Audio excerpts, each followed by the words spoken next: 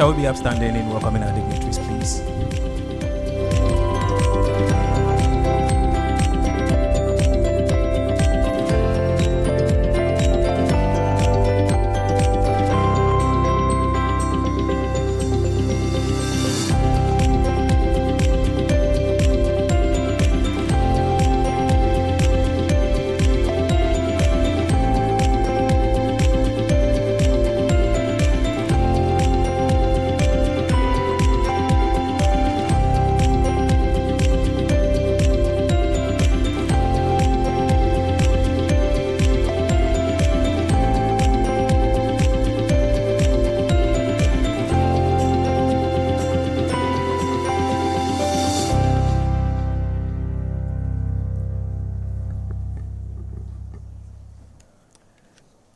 You may please take your seats.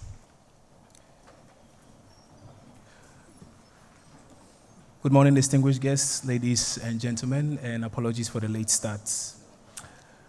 On behalf of the organizers, the Australian High Commission in Ghana, it is my great honor to welcome you to today's high-level forum on conflict prevention and sustainable peace in West Africa with a sub-theme on amplifying women's voices in democratic and political transitions. My name is Kwabena Chencheni Boateng, and I'm the Public Affairs Officer at the Australian High Commission, and today I'm also your Master of Ceremony. We are pleased to be hosting you here at the Kofi Annan International Peacekeeping Training Center, a venue, as you may well know, very synonymous with peace building and dialogue in our region. Now, this event is being broadcast live on TV3, and we are also live across the continent via NewsWireRadio and also on www.newswiregh.com. We also warmly welcome all those joining us via these platforms. We do acknowledge the presence of several media houses covering today's program, and thank you for amplifying these very important conversations. Please join me also in warmly welcoming our high-ranking dignitaries and invited guests, including the service chiefs of the Republic of Ghana. I will run you through that list in a bit. But as we do that, we formally now begin our program, and I will now invite Air Commodore David Anete Akrong, Acting Commandant of the Kofi Annan International Peacekeeping Training Center, to deliver the welcome remarks. As he does come up, I'll just run you through a bit of his bio. Air Commodore David Anete Akrong is the Commandant of the Kofi Annan International Peacekeeping Training Center and a seasoned Ghanaian Air Force fighter pilot with over 30 years of experience in aviation, military, and peacekeeping operations. He previously served as Deputy Commandant of the KIPTC, leading initiatives on women, peace and security, and youth-focused peace-building programs. He also worked with the African Union Peace and Security Department as an aviation planner, providing strategic leadership for the African Standby Force. Notably, he helped review the ASF strategic lift concept and supported AU missions, including in Somalia. Ladies and gentlemen, the Commandant.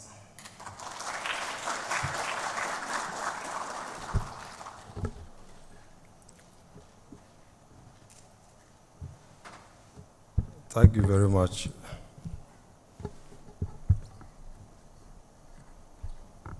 For that wonderful introduction. I realize that you put a stand here for people who are a bit vertically challenged, but I don't think I will need that. Honorable Muntaka Mubarak, Minister for Interior, representing the President of the Republic of Ghana, His Excellency John Dramani Mahama, Excellency Bernice Owen Jones, Australian High Commissioner to Ghana with non-resident accreditation to Burkina Faso, Côte d'Ivoire, Guinea, Liberia, Mali, Senegal, Sierra Leone, and Togo. His Excellency Mohamed Kassamba, High Commissioner of the Republic of Sierra Leone to Ghana, His Excellency Musu Jato Rule, Ambassador of the Republic of Liberia to Ghana, Stephanie Corpus Campbell, Australian Ambassador for Gender Equality, not in person, a video message will be played. Ambassador Medina Wase, former Secretary General Mano River Union, Ms. Penny Davis, Australian Deputy High Commissioner to Ghana, Manti Tawari, Minister of State, of the Office of the Vice President, Sierra Leone, Honorable Dr. Agnes Na Mombolate, Minister for Gender, Children and Social Protection. Her leadership, Justice Professor Henrietta Mensah-Bonsu, Supreme Court Judge, Republic of Ghana. Major General Lawrence Betanu, Chief of Army Staff representing the Chief of Defense Staff. COP Dr. Saibu Pabi Gariba, representing the Inspector General of Police, Ghana. Commodore Faustina Anochi, representative of the Chief of Naval Staff. Air Commodore NewsWireGH, representing the Chief of Air Staff. And Mrs. Levina Adai Mensah, Executive Director, West African Network for Peacebuilding Network, WANEP. Ladies and gentlemen, all protocols observed. I'm honored and deeply privileged to stand before you today as the acting commandant of the Kofi Annan International Peacekeeping Training Center to warmly welcome your excellencies and very important personalities who have assembled here today on a critical issue that is central to the pursuit of sustainable peace in West Africa, that is, amplifying women's voices in democratic and political transitions. As we gather here today, we are confronted with the stark reality that women continue to be marginalized and underrepresented in decision-making processes across the region. Despite significant strides in promoting gender equality and women's empowerment, women remain significantly underrepresented in political and governance structures, particularly in conflict-affected and post-conflict societies. This lack of representation not only undermines the fundamental principles of democracy and equality, but also impedes the effectiveness of peace-building and conflict resolution efforts. Women bring unique perspective, experiences, and skills to the table that are essential for addressing the root causes of conflict, promoting reconciliation, and building sustainable peace. Research has shown that when women are involved in peace processes, the resulting agreements are more inclusive, durable, and effective. Women are more likely to prioritize social issues such as education, healthcare, and economic development, which are essential for building resilient and prosperous societies. Therefore, it is imperative that we prioritize the amplifications of women's voices in democratic and political transitions to ensure that their perspectives are heard, their experiences are valued, and their contributions are recognized. This requires proactive measures to eliminate barriers to women's participation in decision-making processes, including legal and institutional reforms, capacity-building initiatives, and targeted support for women leaders. At the Kofi Annan International Peacekeeping Training Center, we are committed to advancing gender equality, women empowerment, and the meaningful participation of women in peace and security efforts. And the meaningful participation of women in peace and security efforts. Through our training programs, research initiatives, and policy advocacy, we strive to equip women with the knowledge, skills, and networks they need to engage effectively in democratic and political transitions. As we look towards the future, let us recommit ourselves to amplifying women's voices in democratic and political transitions to build sustainable peace in West Africa. Let us work together to create a more just, inclusive, and peaceful society where women are empowered to shape their own destinies and contribute to a better future for all. Once again, welcome to the Kofi Annan International Peacekeeping Training Center. I wish us all a fruitful and impactful engagement. Thank you very much.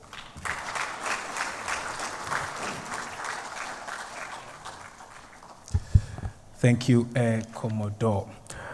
Well, it is now my honor to invite to the podium Her Excellency Bernice Owen-Jones, Australian High Commissioner to Ghana with non-resident accreditation to 8 other countries in the region, including Liberia and Sierra Leone. A round of applause, please.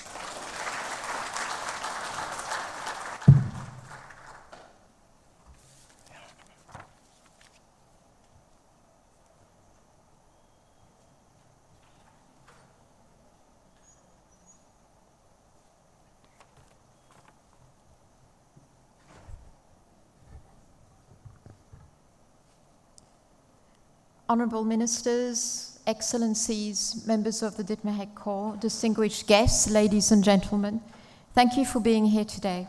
As Australia's High Commissioner to Ghana and accredited to a number of countries in the region, it is my pleasure to welcome you to our 2025 Conflict Prevention and Sustainable Peace Forum. I'm honoured to be joined by leaders in the peace and security arena today. Our MC has already mentioned our lineup of influential guests, but I'd like to make a special mention of our keynote speaker and representative of President Mahama, the Honourable Mubarak Mohamed Mutaka, Ghana's Minister of the Interior. I would also like to thank our guests who have flown from Liberia and Sierra Leone to be here today, the Honourable Manti Tahawali, Minister of State at the Office of the Vice President in Sierra Leone, and Ambassador Medina Wase from Liberia, who is the former Secretary General of the Mano River Union. I would also like to thank our guests from Ghana who have made time in their busy schedules to join us, particularly Her Ladyship Justice Professor Henrietta Mensah Bosu, a current Supreme Court judge here in Ghana. It's been a pleasure to work on this event with our colleagues from the High Commission of Sierra Leone and the Embassy of Liberia, and to collaborate with two regional civil society organizations doing important work in the sub-region, WANEP and WADEMOS. My thanks also to the Acting Commandant and KIPTC for hosting us today. Preventing a conflict and sustaining peace has never been more important. We know that this doesn't happen on its own. All of us help make it happen. Australia is doing this by being active, by exercising agency, and by contributing our efforts to the balance of power in our own region and in our world. Our candidacy for a non-permanent seat on the Security Council for the term 2029-2030 reflects a deep commitment to contributing to international peace and security. Australia wants greater permanent and non-permanent representation for Africa, Latin America and the Caribbean, and the Asia Pacific. The body must represent the world as it is in the 21st century. We must also reform the peace-building and conflict prevention architecture so it works a lot better for us. That will be the focus of Australia's current term on the Peace-Building Commission. Australia will support national prevention strategies during our term, essential for local peace building. And we will increase our voluntary contribution to the UN Peacebuilding Fund to 15 million per year. We are committed to doing all we can, more broadly, to doing all we can to de-escalate and prevent conflict. To this end, Australia has recently convened a group of ministers to pursue a new declaration for the protection of humanitarian personnel. The declaration will be developed over the coming months to demonstrate the unity of the international community's commitment to protect aid workers and to channel that commitment into action in Gaza, in Sudan, in Ukraine, and in all current and future conflicts. All countries will be invited to join the declaration, but I particularly want to thank the government of Sierra Leone and the humanitarian leaders who have partnered with us on this important initiative.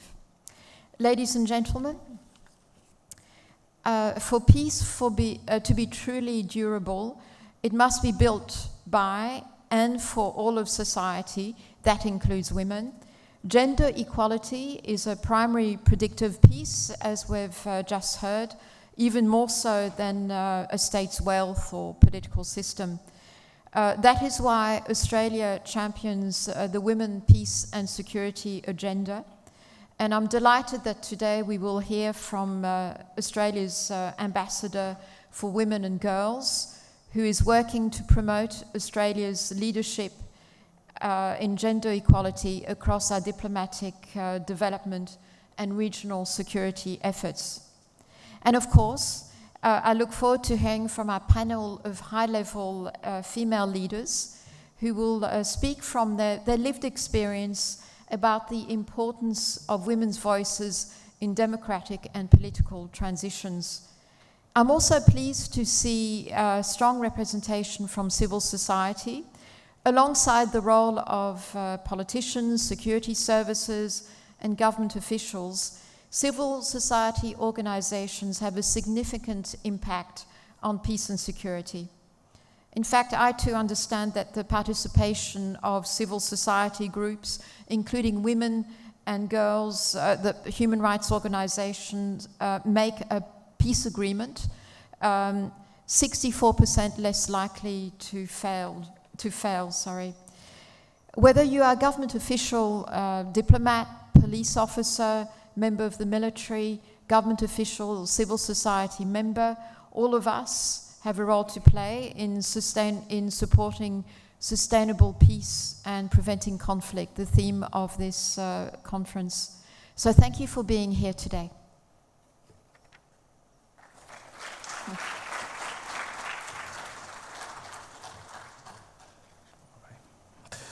Thank you, Excellency. I now have the pleasure of inviting His Excellency Mohamed Hassan Kaisamba, High Commissioner of the Republic of Sierra Leone, to Ghana to deliver his statement.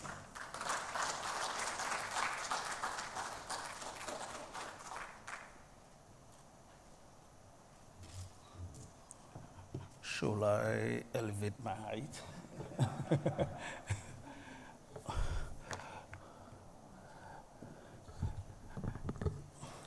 It is a beautiful morning, isn't it? Seeing all these beautiful women of substances are all gathered here, the brainers of the future. Honorable Minister,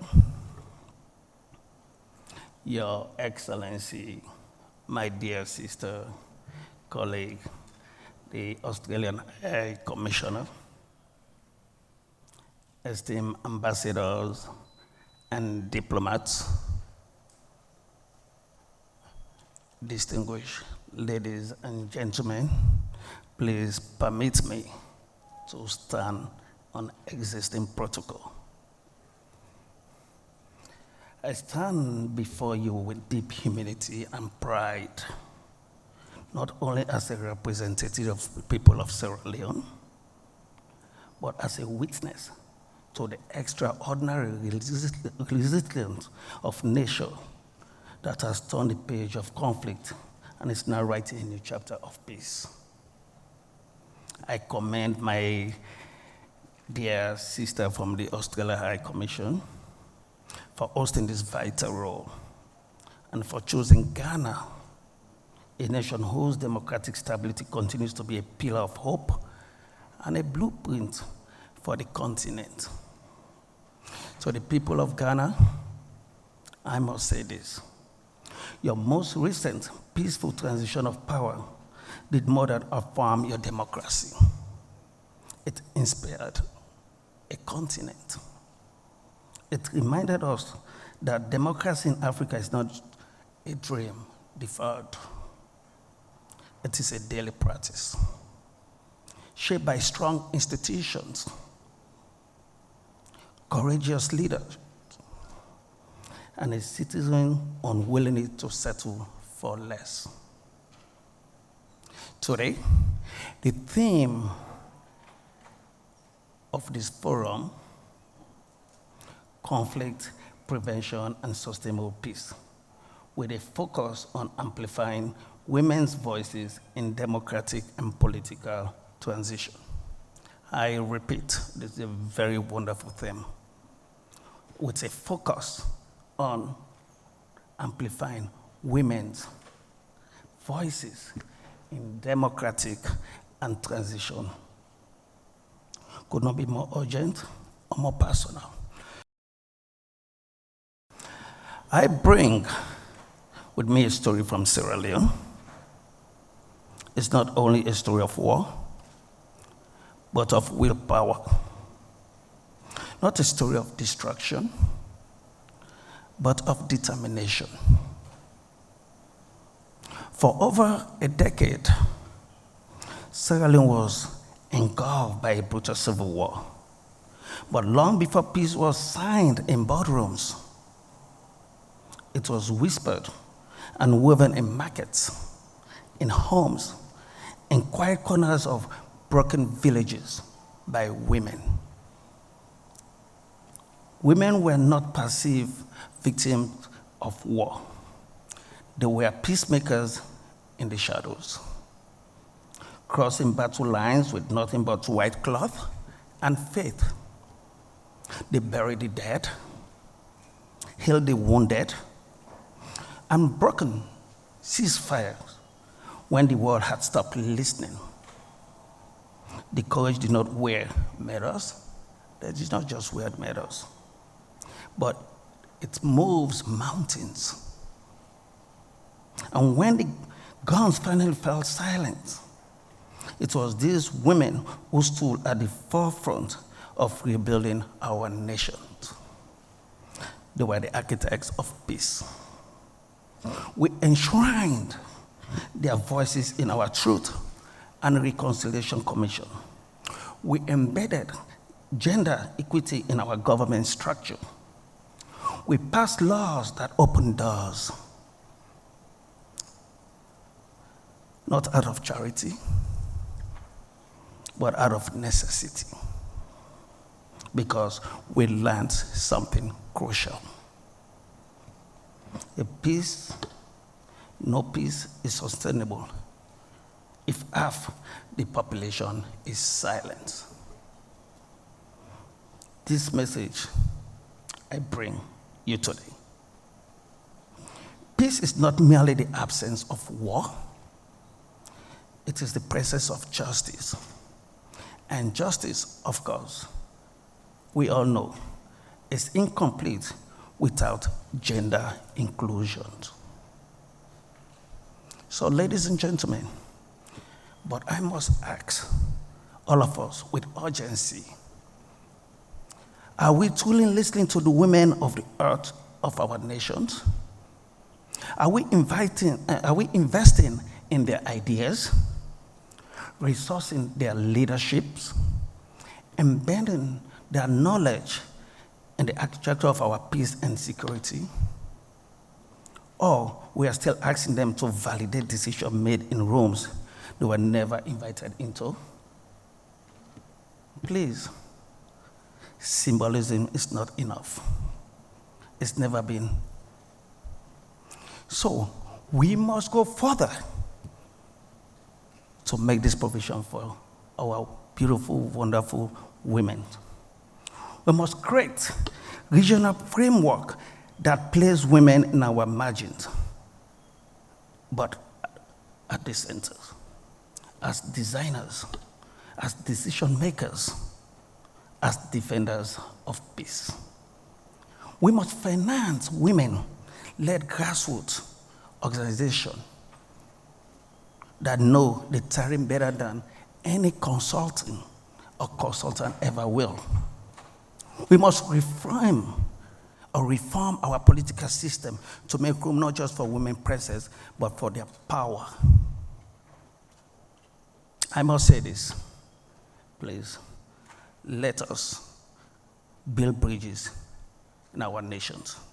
Sierra Leone, Ghana, Liberia, Guinea, Nigeria, and beyond, where the wisdom of our mothers, our sisters, and our daughter is not just heard, but yielded.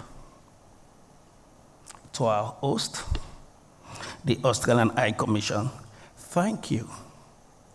Your investment in inclusive peace building is not only generous, but it is visionary. I repeat, it is visionary. This is a wonderful investment in peace building, including the women. You are helping us from the rhetoric to inclusion to the reality of transformation. And we hope others in the international community, we follow your example. I close with the voice of a woman I met in Sierra Leone during the Truth and Reconciliation process. She has lost her family, her home, her future, but not their hope. She told us with quiet deviance, peace will not come because we cry for it. It will come because we built it with our hands and word and our daughters. So, ladies and gentlemen, let us build the peace together. Let us ensure that this generation of African girls do not inherit silence, but strength. Let them look up the skies and see open skies. Thank you. May the peace and justice guide every step we take. Thank you.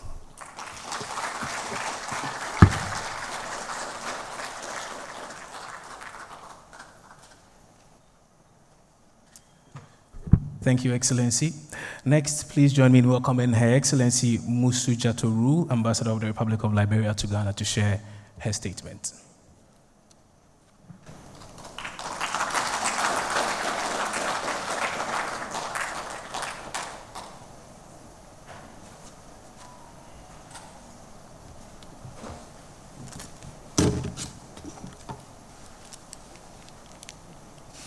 Thank you very much for pronouncing my last name correctly.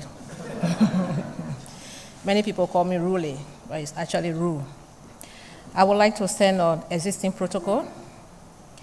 It is a profound honor to join you at this timely forum, a forum that seeks not only to reflect but to act, not only to listen but to amplify. My sincere appreciation to the High Commissioner, Her Excellency Bernice Owen-Jones, and the Australian High Commission for convening this important dialogue and creating the platform to elevate women's voices in governance and political transitions. At a time when democratic backsliding and protracted conflicts threaten peace, West Africa stands at a fragile crossroads. Yet, women across our region, whether in villages or foreign ministries, on front line or in parliament, continue to demonstrate resilience, wisdom, and leadership. The question, therefore, is not whether women should lead, but how our system can make space to learn from and be transformed by that leadership. First, we must look beyond visibility. Yes, women are more present in peace processes and frameworks, but too often this presence is symbolic, more about appearances than influence. Representation alone is not transformation. We must ask whose voices are heard and whose remain silent. Are we changing the power structure or just decorating them? In Liberia, we are proud to have elected the first female president, Her Excellency Madam Ellen Johnson Sirleaf. But symbolic milestones are not replacement for the needed reforms. True empowerment demands structural change in political parties, electoral financing, customary law, and transitional justice. Second, let us acknowledge that political transitions are rarely linear. They are complex, unpredictable, and often negotiated behind closed doors. And when decisions are made in such spaces, women are frequently not invited. This is why we must expand our understanding of peace and security. Peace is not merely the absence of war, like my brother said. It is the presence of justice and dignity. And security must mean that women live free from fear, exclusion, and economic disadvantages. Third, amplifying women's voices must go beyond symbolic actions. It means replacing women in decision-making roles and ensuring their experiences shape national policy. In Liberia, women-led grassroots peace initiatives played a major role in bringing an end to the 14 years of civil conflict and the post-war recovery. Yet many of these women remain excluded from formal political structure. This gap must be closed. We need more than declarations. We need resources, training, leadership, both male and female committed to equality and gender-responsive policies. Finally, we must practice radical inclusion, bring in not only educated women or women in leadership roles, but also women in marketplaces, refugee camps, and informal settlements. These women are carrying the heaviest burden and often hold the deepest insights. Liberia is currently campaigning for a non-permanent seat on the UN Security Council for 2026-2027 under the theme, Towards a Just and Peaceful World. If elected, we will utilize the platform to champion inclusive peace and gender-responsive leadership through our proposed feminist foreign policy. Peace cannot last unless women are centered to it. Democracy cannot survive unless women have an equal say. And security will not be complete until every woman, wherever she is, feels safe, heard, and respected. Let us not just invite women to the table. Let us transform the table. Thank you.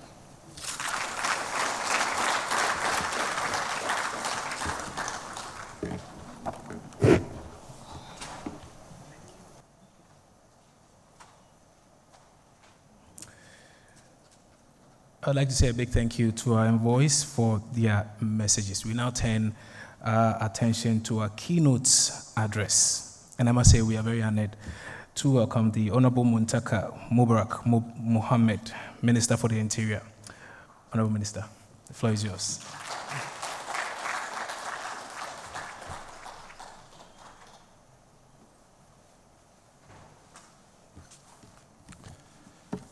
Thank you very much.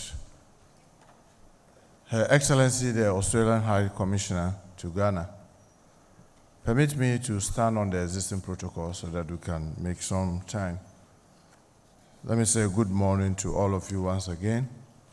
On behalf of His Excellency, the President of the Republic of Ghana, His Excellency John Dramani Mahama, I wish to express our sincere appreciation to the Australian High Commission and the Kofi Annan International Peacekeeping Training Center for collaborating on this timely and critical program.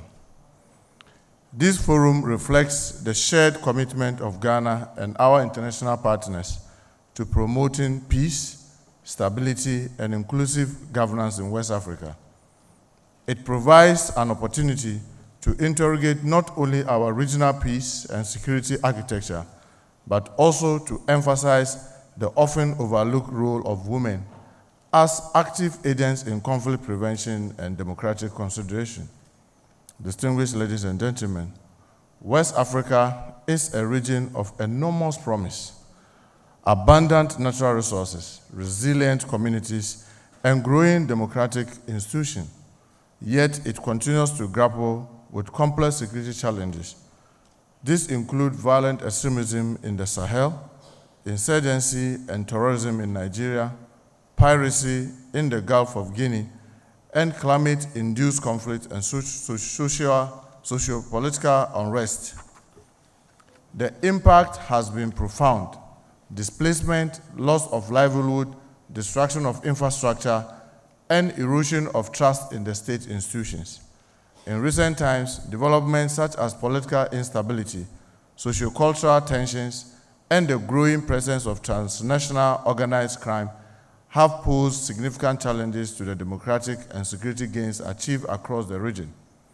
Ghana remains deeply committed to democracy, peace, and the rule of law. Our political history has not been without setback, including 4 military interventions. However, we have transitioned into a stable democratic state that upholds constitutional governance. Ladies and gentlemen, in addressing conflict, we have shifted from reactive approach to preventive posture. The Ministry of Interior, working closely with the National Peace Council, is actively engaging communities to de-escalate tension in over 300 identified potential hotspots. We believe that peace is not merely the absence of war, just as many have said before. It is the presence of justice, inclusive governance, and respect for human dignity. Conflict in West Africa is driven by interlinked factors such as poor governance and weak state institutions, ethnic and cultural and religious intolerance, youth unemployment and economic exclusion, resource competition, environmental stress, as well as proliferation of small arms and external destabilization influences. Addressing this root cause requires holistic, sustained, and inclusive approach that brings states and non-state actors to the table. We must strengthen early warning systems, invest in reconciliation mechanisms, and build resilient institutions that deliver justice and opportunity. Your Excellencies, one of the most urgent tasks before us is to amplify women's voice in the space of peace building, governance, and democratic transitions. Women are not just victims of conflict. They are peace builders, mediators, community leaders, and agents of change. Across West Africa, women have mobilized for disarmament and ceasefires, as seen in Liberia, as mentioned earlier, in Sierra Leone, and led grassroots peace dialogue and community healing processes, pushed for gender-inclusive legislation and early warning system, and advocated for accountability and transitional justice. Despite this contribution, women remain underrepresented in formal peace negotiation, security institutions, and political decision-making. Distinguished ladies and gentlemen, Ghana has taken progressive steps to promote women's leadership in peace and democratic governance by appointing Ghana's first female vice president in 2025,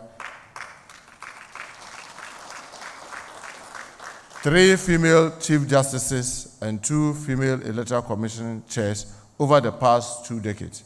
In 2024, Ghana also passed the Affirmative Action, Gender Equality Act in 2024, mandating a minimum 40% female representation in public appointments.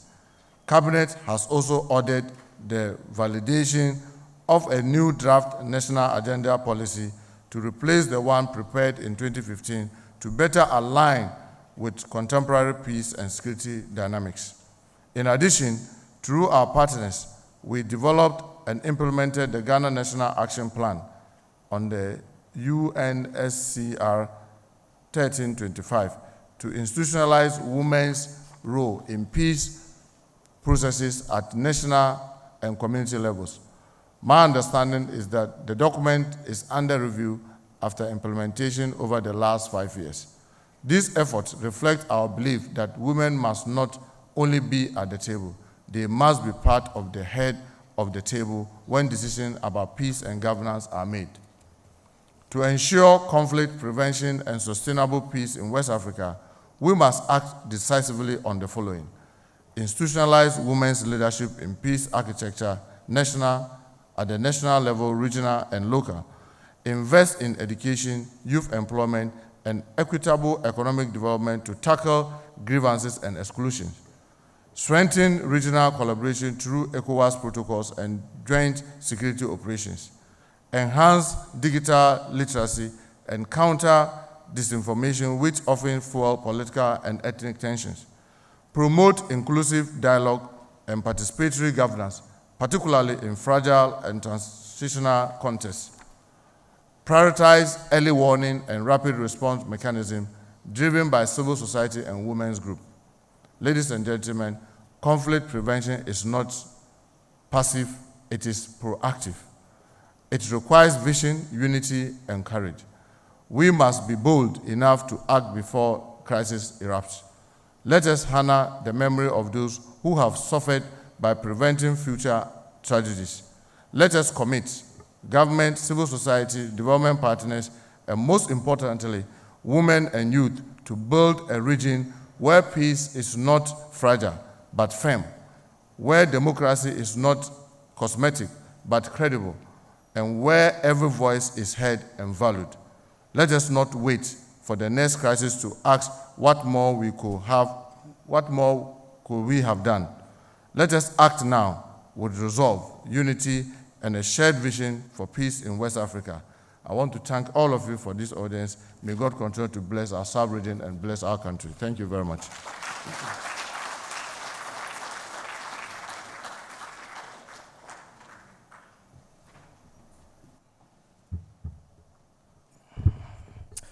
Many thanks, Honorable Minister, and I do know that you have to take leave of us at this point. And so the Honorable Minister will be taking leave of us now.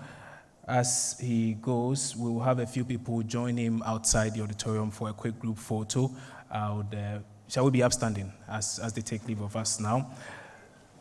The Honorable Muntaka Mubarak will be joined by Her Excellency Bernice Owen-Jones, His Excellency Mohamed Hassan Kaisamba, Her Excellency Musu Jatoru, Ambassador Medina Wesa, Ms. Penny Dennis, Manti Terawali, Honorable Dr. Agnes Namomulate, Her Ladyship Justice Professor Henrietta Mensah Bonsu, COP Dr. Shaibu Pabi Gariba, who is a representative of the Inspector General of Police here, Major General Lawrence Kwekubetenu, Chief of Army Staff, Commodore Faustina Anoche, representative of the Chief of Naval Staff, Air Commodore Ajo Jage, representative of the Chief of Air Staff, Mrs. Lavinia Daimensa, Executive Director for the West African Network for Peace Building, Amelia Edward, Second Secretary for the Australian High Commission, as well as Lakeisha Finn, First Secretary and Consul. Please join the Minister outside for a quick group photo. Thank you very much. As they head out now, we make a quick transition to our policy roundtable. And our policy roundtable this morning is going to focus on strengthening regional mechanisms for conflict prevention and stability. Please take your seats. Thank you. Now, our speakers for this policy roundtable bring very, very unique insights and decades of experience from across West Africa. But before I introduce them, shall we, with a round of applause, welcome our moderator for this session in the person of Kemini Amano from TV3. Allow me now to introduce our panelists for this session. Our first panelist will be Dr. Festus Kofi Obin, Regional Coordinator, Research and Capacity Building for the West Africa Network for Peace Building. Janet Adama Mohammed is the West Africa Program Director for Conciliation Resources. She also joins us for this policy roundtable. Mutaru Mumuni Mukhtar, the Executive Director for the West Africa Center for Counter-Extremism, also joins us. And we will also have Vera Bediako, Chief Program Officer for the Ministry of Gender, Children and Social Protection for the Republic of Ghana. Now, as mentioned earlier, this session is actually being moderated by TV3 journalist Kemini Amano, and TV3 are proud partners of this event. Kemini, over to you. Thank you, KKB. Good morning once again, all protocol duly observed. This roundtable over the next 45 minutes will unpack where the region stands, what mechanisms are working, what bold steps are needed to prevent instability and conflict before it even erupts. And so let's get right into the conversation. Janet, I'll start with you. Thanks to your extensive knowledge across the sub-region. Let's start with where we are now today. What will be your analysis of the state of peace and security across the sub-region? Thank you very much, Amabli, for this opportunity, and thank the organizers for the opportunity to be here, my fellow panelists. I think that West Africa is at a critical state of its peace and security. I'm saying it's critical because there are a number of issues, insecurity, instability issues in the sub-region that we have not yet tackled. And also that we don't have the right strategy to tackle. We are still looking for the strategies of dealing with these insecurities and instability issues. So I will say that at the moment in West Africa, there are several issues, and there are very limited strategies of dealing with them. What are some of the issues you'd say? The insurgency in the Sahel, the split between the AES and ECOWAS. We also have the insecurity that is ongoing in Nigeria. If you look at Nigeria, there is insecurity in almost all the regions of Nigeria, be it the northeast, the northwest, the north central, the south-south, the southeast, the southwest. Each of the regions have insecurity issues. And let's not belabor this. Nigeria is one of the biggest countries in West Africa. And so if they are struggling, it means the whole region is also struggling. The situation in the Sahel region also has its own impact on the rest of the region, especially the coastal areas as we see today. So these are some of the critical issues. Political transitions are still not being organized well, and so these are some of the other issues that we need to look at. The influx of young people, the growing disenfranchised young people in our region is also another issue. The efforts, the unrecognized efforts of women and young people and local populations is also an issue. I'm saying unrecognized because these are areas which could be harnessed to support policy efforts. Thanks for painting us a picture of what the situation is at the moment. But in addition to that is the threat of extremism. And that's why I bring you in, Mukhtar. What does it look like for the sub-region today as we speak?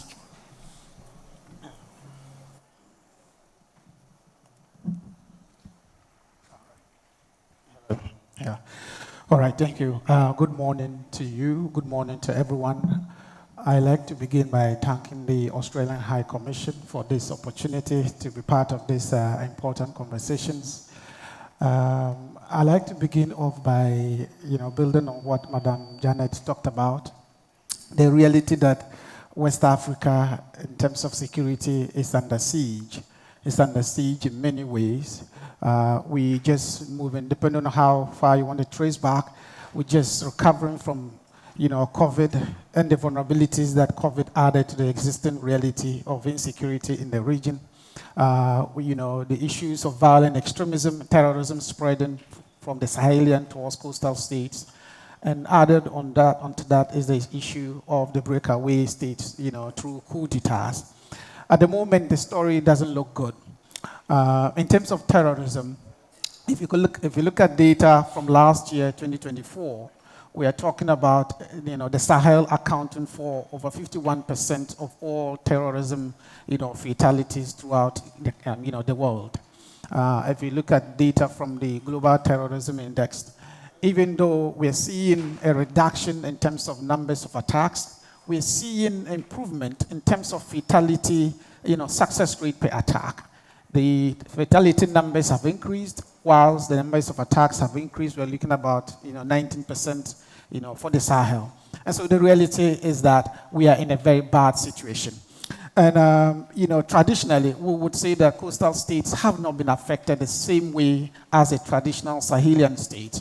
But we're beginning to see the significant, impact that the terrorism in the Sahel is having on us.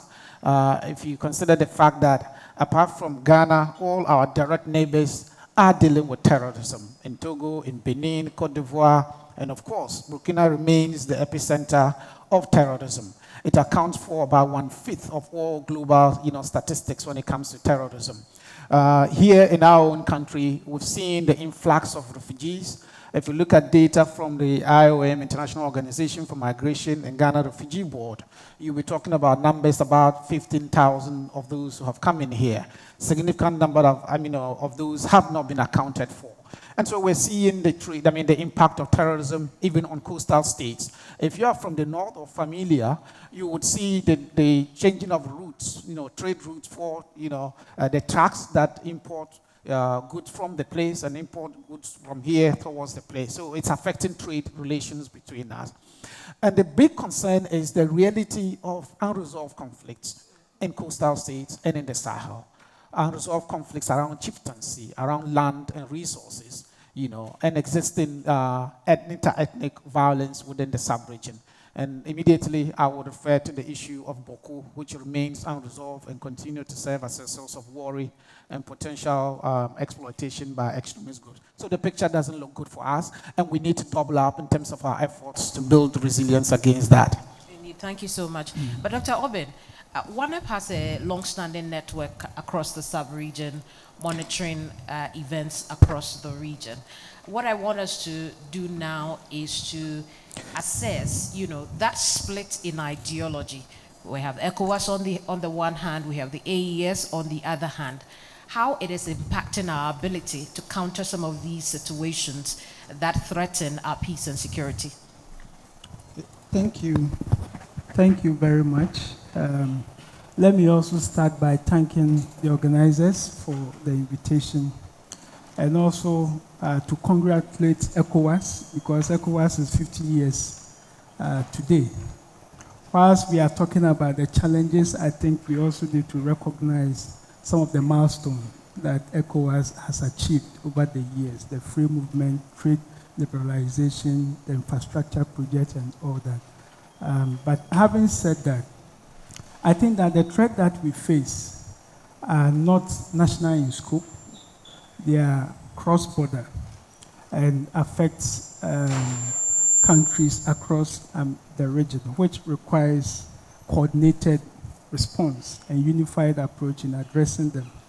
And if you look at the Sahel is also the epicenter of most of the challenges that we are talking about in terms of violent extremism, in terms of the climate security, nexus, organized crime, and all that. And so we require the Sahel to be able to confront some of the challenges that confront us today. And that is why their breakaway from ECOWAS exposes us to most of the vulnerabilities that we have been dealing with. And that is why also there is a need for us to continue to cooperate with these AES countries, because whether the ongoing mediation dialogue brings them back to ECOWAS, which is unlikely, at least in the short term, we need to still have multilateral engagement and bilateral engagement with these AES countries to see how best we can together address some of the challenges that confront us. And I think ECOWAS has also, done well within, since January, by trying to encourage the AES to be part of, the regional framework. I think last week, the ECOWAS president was in Mali to discuss some of these issues. And that's the way to go, because the challenges that confront us, Ghana cannot deal with it alone. Nigeria cannot deal with it alone. We need a unified approach to be able to confront them. Thank you. Thank you so much. Thank you so much, Dr. Obin. Vera, I'm coming to you now because anytime there's conflict of any kind, women as a vulnerable set of people suffer the most. And the Liberian ambassador said something earlier about much more than representation, women have to be heard. My question is, how heard are women in this country, in respect to peace and security, in respect to conflict prevention? How heard are women in this country? How does it reflect with the rest of the region? All right, thank you very much. And I must say the Ministry of Gender, Children and Social Protection is also pleased to be part of this laudable initiative by the Australian High Commission. And to begin with, let's take the picture from the global angle. And so globally, the United Nations Security Council Resolution 1325 is what is shaping the Women Peace Agenda. And Ghana is no exception because we have a Ghana National Action Plan on Women, Peace and Security with which we are ensuring the participation, the protection of women, and also the prevention of violence. And there's also another pillar which is talking about relief and recovery. And so in as much as Ghana is implementing this action plan, I must say that we are on course in ensuring that women's voices are heard, though we have not reached where we want to be because in many of the instances, it becomes more like an afterthought for a woman to be invited to join such discussions. But from even the presentation so far, we've all realized that it is indeed prerogative for us to ensure that women are the center of such peace-building negotiations because it has far-reaching implications and impact on the entire family and communities. And so with implementing the Women's Peace and Security Agenda with the Ghana National Action Plan, I must say that the Ministry of Gender, Children and Social Protection is the one spearheading this with other civil society organizations and other government entities. We are having a technical working group which is ensuring that we sensitize the public on what they need to do, particularly the security services. And with the Affirmative Action Act in force, what is being asked for us to do is that we are supposed to ensure 40% representation of women in all institutions across board, whether private or government. And so when we increase the number of women who are participating in the peace-building processes, it helps in ensuring that we have a gender lens when we are looking at the issues. In fact, inclusion is not just having them to participate, sit on the table, but their voices must be heard and the decisions they make will have far-reaching impact on the kinds of outcome that we have. And so we are saying that we have not really been able to get women represented fully. But because of the action plan that Ghana is implementing, we are making inroads. And we hope that with the passage of the Affirmative Action Act, we will be able to get more women represented, especially in the security services, which the Act actually states their role and all that they are supposed to do to ensure that we get more women at that level, decision-making level, where they can influence such decisions for the peace processes to be that impactful. Yeah. I see. I'm going to come back to you. We'll talk a bit more about women. But Janet, to you now, I glean that we have made progress on the sub-region. However, there's still much more work to be done, right? But we also find ourselves at a very crucial point where there is a split in ideology between those on the ECOWAS front or side and those on the AES side. Is AES a threat to us as we exist now, a threat to our peace and security? That's a question with neither no nor yes as an answer. What's important is that the AES citizens are still ECOWAS citizens. For me, that's the way I see it, because no one has gone to divorce the relationships that exist locally across the borders. The ethnic groups that are shared in the border regions still relate with one another. And there are also bilateral relations between ECOWAS countries and individual AES countries. There are still ongoing relationships. We cannot speak of the AES as a very separate entity from ECOWAS as it is now. I think there are still ongoing efforts to build relationships, even if there is no total reintegration between AES and ECOWAS. I think there is still the opportunity to redefine new paths for relationships between ECOWAS countries and AES countries. And that is because we continue to be a region, citizens of a specific region that even boundaries cannot clearly define. We have various ethnic groups in Ghana and you find them in Burkina Faso. We have the Fulbe as an ethnic group, which you can find in most countries in West Africa. You have the Moshi. You can find them in most countries in West Africa. You have the Hausa, sitting in most countries in West Africa, in Nigeria, in Niger, in Mali. You can find them in different countries. What are we saying? That there is a clear distinction between AES and ECOWAS. Yes, in the sense of policy, yes, because ECOWAS has clear policies in terms of who is a member. And AES is defining clear policies in terms of who is member of AES. And so in that regard, you can say they are distinct. However, when we go down into the reality of operations, it is not clear. It would appear to be the same? Yes, of course it would. There is the opportunity for good relationships in the future. There is opportunity for even politically defined regional settings. We have the Accra Initiative that is in existence, and I know it is struggling because, yes, I know it is struggling because of the split between ECOWAS and the AES. There are other regional groupings that we can look at in terms of whether there are opportunities for. Indeed, I apologize for that. But perhaps while you're dealing with that, I'll move on to Mukhtar now. Yes, please. Because Mukhtar, while we talk about collaborating with the AES, we also have to delicately balance it so as not to come across as condoning military coups.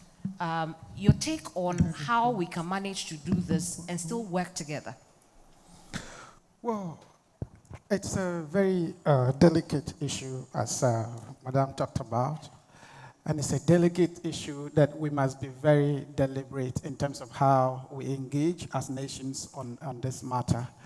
And we need to first establish that we are not condoning military-style leadership or coups within the sub-region, because that is contrary to ECOWAS's own protocols on good governance and the rule of law. An alternative to bad civilian government is not military government. It is better civilian government, and that must be very, very clear.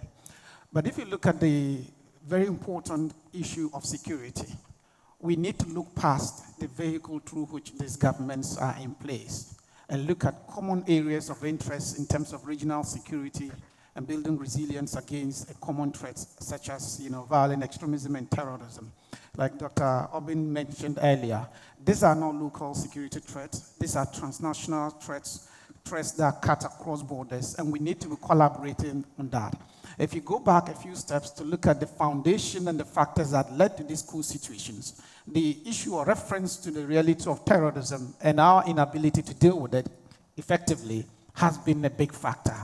And so we need to recognize that and ensure that we address the foundation that led to this reality. And I can see clearly, whilst ECOWAS adopted that very strong opposition to the coup situations when they emerged, especially in the case of Niger, we are now seeing a total about turn, a sort of recalibration of ECOWAS's approach to dealing with it. And for me, that looks very positive. And is very commendable that Ghana seemed to have adopted a very pragmatic approach to dealing with the issue. We have built a kind of relationship with, Burkina Faso that appears positive from my perspective when it comes to regional cooperation, interagency collaboration, and information sharing. We cannot do or address this challenge without these things, and we need to build that, and we need to move away from the political narratives around the leadership that is in place, whether they are democratic or not. We need to be dealing with the common issues of security. And we must be able to balance the idea that we're supporting the common cause of security and not, embracing or condoning military-style leadership. Well, I mean, are you suggesting then that what goes on in Burkina Faso, in Niger, in Mali, should be none of our business as long as we are collaborating with them to keep the rest of us safe? As ECOWAS, it is our business. It's our business, to see or to know or be interested in what happens in each country. But there's a limit to which we do in this case, in terms of, country's own sovereignty, issues. ECOWAS has that capacity, or should have that capacity, to chart a path, to direct how governance, is taken or takes place within the sub-region. As a regional body, it must be capable of asserting itself as a body that is in charge of, shaping the narrative and the policies that are around governance and around security. When you lose that, it gives nations like these three countries that takes their destiny into their own hands.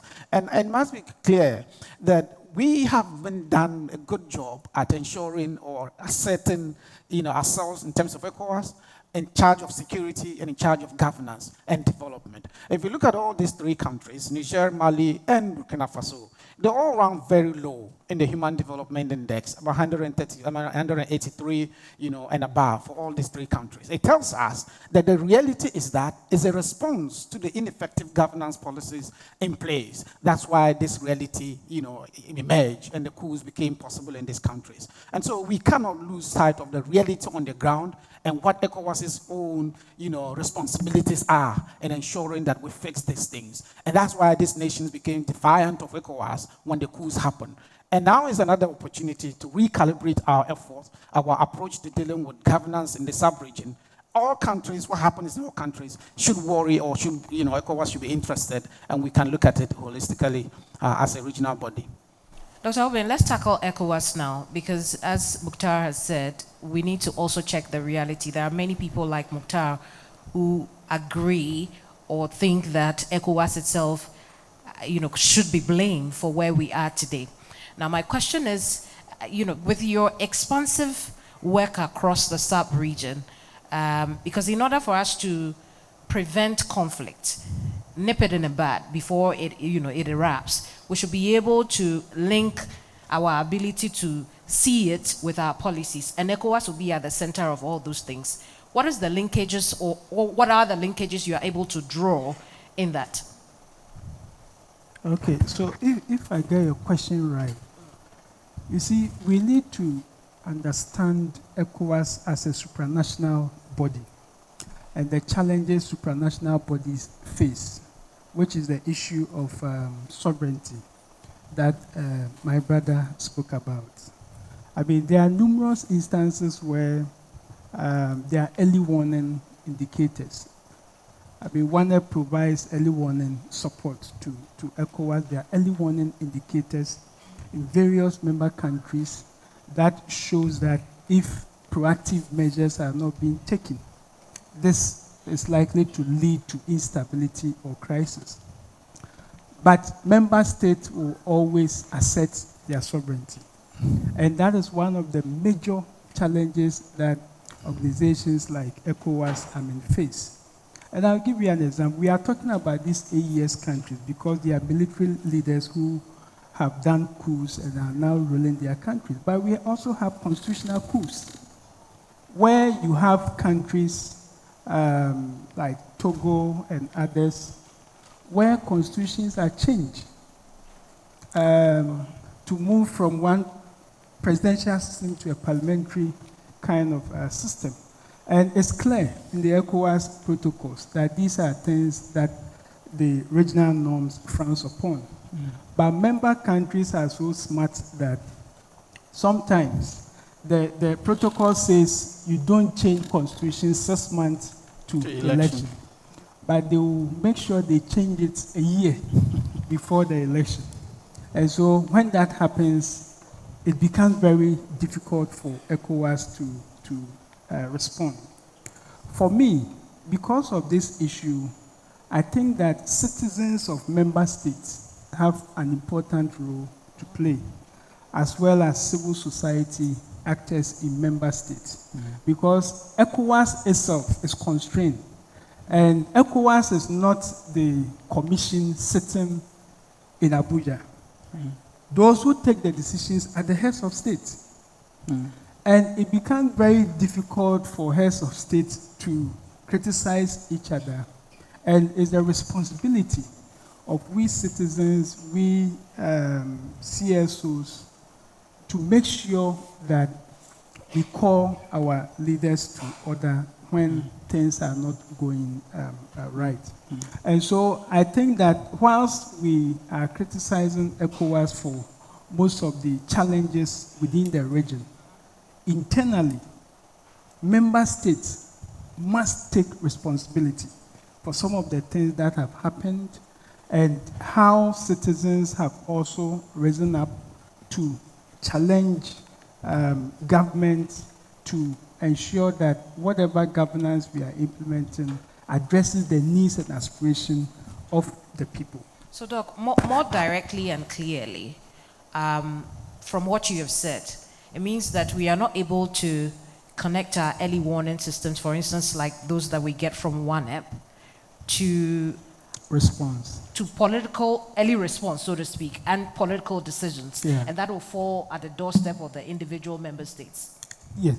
So we have a lot of response mechanisms at the level of the regional body and also at member states. So in ECOWAS, for example, we have the ECOWAS Council of the Wise, which is made up of very prominent people across the region who are supposed to support ECOWAS, the Mediation and Security Council, and the Commission to proactively respond to some of the early warning signs. But they have not been so effective due to technical challenges and also funding support. At the national level, we have the peace infrastructures. Like in Ghana, we have the National Peace Council. You go to the community level, they have peace committees and all that, which is supposed to be part of our response framework. But in terms of the political commitment to invest in these frameworks has been quite insufficient and inadequate. You know, so the data is there, but when it comes to the response, it's always a challenge. And the political class also sometimes, the political will and commitment is also not there to be able to address some of the challenges that we are facing. Indeed, let me have Vera take her second bite and then I'll hand over back to the MC of the event because I think that there's a bit more to be talked about, but let's open it up in a bit. So Vera, clearly, when we are taking some of these decisions, women are not there. In fact, I read a document that said that at the UN level, less than 20% of women lead or co-lead delegations for peacekeeping purposes. Now, what role could women be playing that we are not allowing women to play in peace building, in preventing conflict? Yeah, thank you very much. And before I come to that, let me just add a little to the early warning and response mechanisms. In fact, what is happening is because of the impact of violent extremism and conflicts on women and girls, talk about gender-based violence, displacement, loss of livelihoods, it is imperative that when we are putting in place such a mechanism to prevent these things, we should have those who will be greatly affected on board. And so if they are not on the table, how can they take decisions that can help, in fact, the whole family, in effect? Because you know how women, mothers are able to even solve the little conflicts within the family. They don't want these things to escalate, so they are always ready to sit down people and talk to them. And so maybe we are missing for not getting them on the table. So there is no heart in the solutions. Exactly. And so maybe going forward, he says something. It points me to the fact that we need to invest in such things. When we put the woman there and then you don't have resources for the implementation, for instance, of the plan that I spoke about, then it means all the issues in there, which will look at the inclusiveness of women, girls, boys, and the vulnerable groups. Here we are talking about persons with disabilities. Early warning mechanisms are able to let you know the impact of some of these things on persons with disability who have a double burden of the impact of these wars. And so if we don't put in place mechanisms to ensure gender inclusion in the indicators that we put forward for such operations, then it means we are missing a very chunk of the people who need to benefit from such initiatives. And so resources being put down to help will also be of great support in this regard. Very well. The panel will pause at this point, and then I'll hand over to KKB. Thank you, Kemini Amano. And again, I must say we're live on TV3 as well as Newswire Radio and the website NewsWireGH.com. I know a number of you have a few questions in mind, some suggestions. We would like to keep it very short, so if you have any question or suggestion you would like to share, as far as the comments put across are concerned, there are two people, one to the left, one to the right. There's a lady on the left with the microphone, she's in blue, and there's a gentleman who is coming to my right, and he will also have a microphone. If you have any questions, just put up your hand, we'll just get you to ask them, and then, okay. So the first person is here. We will now... Okay, thank you. Okay, so first question, any other thoughts or questions? We just do a very quick one, and then we can take a break. Okay, all right, so you are next then. I just want to make just a second, please. We'll just take the questions in bulk, and then we'll do the answers before we take our break. Thank you. Let's hear you, sir. My name is Right Reverend Samuel Kofi Sabate, Chairman of the Greater Accra Regional Peace Council of Ghana. I'm just looking at what we're talking about, amplifying women's voices in democratic and political transitions. It is not emerging from our discussion. In our African roots, when there is something happening, we hear in the Akan language, Yanko Bisa Abrewa. Is that right? We never say Yanko Bisa Akokra. Yanko Bisa Eden Abrewa. So moving forward, let us get into our African roots. I cannot see a lot of our queen mothers represented here. These are the custodians of our cultures. They know what happens within our communities. All I'm saying is that, can we get our cultural and sociocultural systems more involved in our peace building wherever we want to prevent or sustain our peace? Thank you. Thank you very much. Thank you. My name is Edusei Sadiq Jomfo. I work with the Legal Aid Commission, Kumasi. From what my senior colleague just said, today when you come to Kumasi, when you listen to most of the local radio and FM stations, some of the basic issues that can be resolved and settled at home are being aired on air, and some are even live on TV and other things. It seems to me that women are not assertive, and they need to be empowered and trained to realize that some of the basic conflict in home and other places can be resolved. So I want to urge the organizers of this forum to champion a cause relating to this issue I'm talking about. Thank you. All right, thank you. We'll take one last question and then, right, okay. Thank you. My name is Martha Kwebian and Dominion Leaders Foundation. Right. I'm privileged to be here and talking about sustainability and then looking at women leadership. I've realized that the core of it has to do with motivating the young girls to get to where the grown-up women are. But we are missing something, that is the role model effect. If a woman is pushed to, let's say, an MP level, and then her attitude or her character is negative, it gives a negative effect to the young one who is coming. And just as it took one day for somebody to say that there's the need for women to be included, it will take one day for somebody to say that let all this stop, because women who are being pushed up there are not putting up good attitude. So I think that there should be a body to regulate the attitude of women who are pushed up there. If they are erring, somebody should stop them and let them know that the young girls are looking up to them. Right. Recently, some happened, and I think there should be a stop to that. Thank you. Thank you very much for your comments. Hopefully, this doesn't turn out to be a debate, so we'll keep it short, we'll keep it brief. I did see the Honorable Gender Minister, Dr. Namomolate, laughing and at some points shaking her head to some of the comments.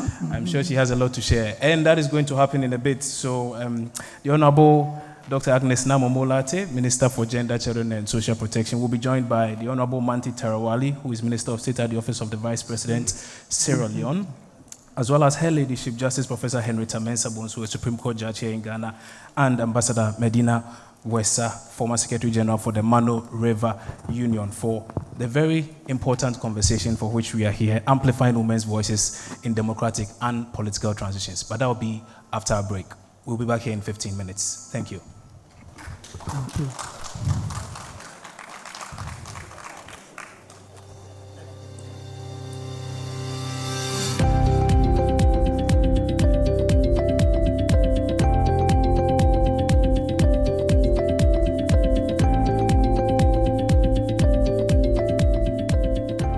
You're welcome back from the break, and many thanks for joining us. If you are watching live at home or anywhere else, that's kind courtesy our partners TV3 Ghana, and also NewsWire Africa if you are listening via radio. Okay. Again, to let you know that this event is organized by the Australian High Commission here in Ghana in partnership with the High Commission of Sierra Leone, the Embassy of Liberia, the West Africa Democracy Solidarity Network, WADEMOS, and the West African Network for Peace Building, WANEP. Now, to open a high-level panel session on amplifying women's voices in democratic and political transitions, we will begin with a special message from Ms. Stephanie Corpus-Campbell, Australia's Ambassador for Gender Equality. Your Excellencies, distinguished guests, colleagues, and partners, it's an honor to join you virtually today for this important conversation on conflict prevention and sustainable peace in West Africa. Although I could not make it in person, I'm proud to represent Australia as Ambassador for Gender Equality and to open this panel of remarkable women leaders. West Africa stands at a critical juncture. While the region has made significant strides in economic growth and democratic governance, it continues to face complex challenges from political instability and violent extremism to climate shocks and food insecurity. In this context, one truth remains clear. Gender equality is the strongest predictor of peace, more than wealth, democracy, or religion. Women and girls are disproportionately affected by conflict and crises, yet they're also powerful agents of change. Their leadership in peace building, governance, and reconciliation is not just valuable, it is essential. That is why Australia is honoured to bring together these incredible leaders from Ghana, Sierra Leone, and Liberia for today's panel. Australia is deeply committed to advancing the women, peace, and security agenda globally, including here in Africa. Through our diplomatic development and humanitarian partnerships, we support women-led civil society organizations, fund survivor-centered justice initiatives, and advocate for gender provisions in peace agreements. We know that when women's participation and leadership in these processes happens, it leads to better and more sustainable outcomes before, during, and after conflict. That's why Australia is contributing more than $5 million Australian dollars to the United Nations Department of Political and Peacebuilding Affairs. We've tripled our contribution to the UN Peacebuilding Fund and support the Gender Justice Practitioner Hub to ensure accountability for conflict-related sexual violence. During our current term on the UN Peacebuilding Commission, Australia is prioritizing inclusive peacebuilding and conflict prevention. We believe that peace, prosperity, and stability must be built, pursued, and defended. It can never be taken for granted. We also recognize the leadership of our African partners in this area. From the Women of Liberia Mass Action for Peace to Sierra Leone's strides in women's political representation, West Africa offers powerful examples of women driving transformational change. And here in Ghana, we saw Ghana's first female vice president appointed earlier this year. As Australia bids for the non-permanent seat on the UN Security Council for the term of 2029 to 2030, we reaffirm our commitment to working with and learning from our African partners. We will ensure that women's voices are not only heard, but lead the shaping of a more peaceful and equitable future. Thank you.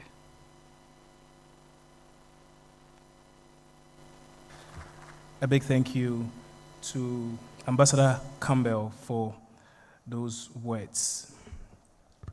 And it's now actually setting the tone for a high-level panel discussion. And I will now invite our panel moderator, Ms. Lavinia Addae-Mensah, to guide this very important conversation.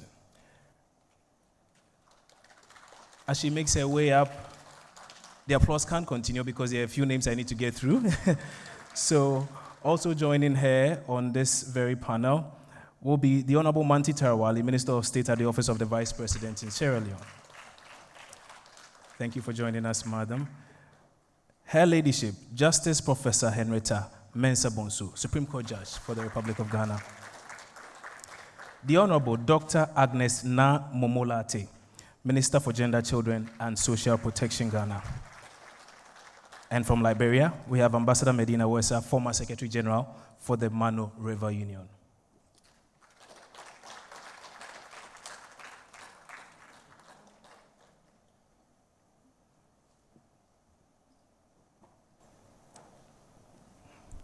Great.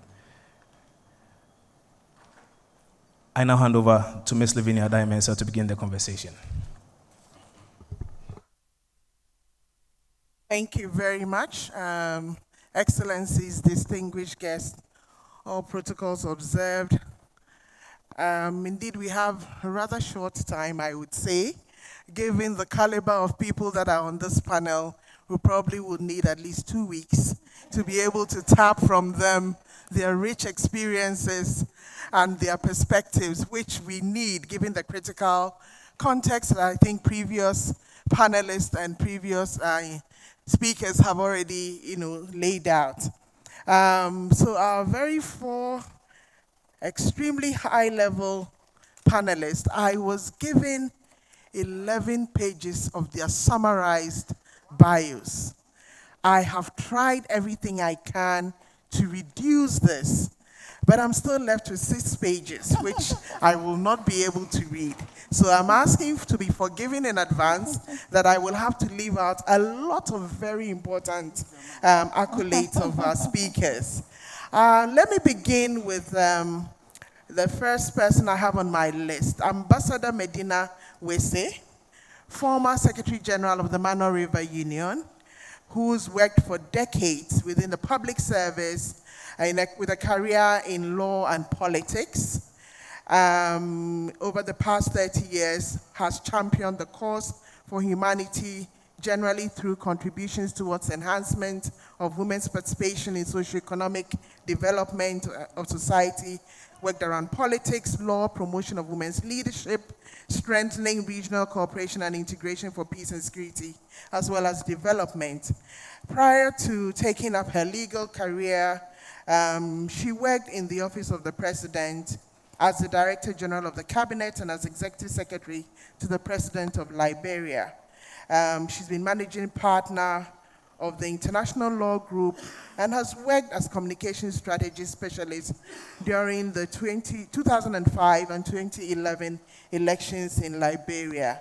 You can see this rich public service work also has international dimensions, as she worked with the United Nations Economic Commission for Africa in Ethiopia, with USAID Liberia Transition Initiative, and the Open Society of West Africa, both in Abidjan and Dakar, UN Women's Fund, UNHCR, UNIFEM Sierra Leone. She was also consultant. She worked the consultant management enterprise in Ghana, so she's been all over West Africa, you can tell. Aside from pursuing a career in law, there have been other senior executive leadership courses she has undertaken at Harvard and Howard Universities in the United States, and undergraduate and postgraduate studies at the University of Ghana in Legon, and with a discipline in political science and international relations. She also has a diploma in journalism and has undertaken various courses and been part of various workshops, including with Akina Mamawa Africa in Entebbe, Uganda, Harare, Zimbabwe, and it goes on. Ladies and gentlemen, Ambassador Medina Wese.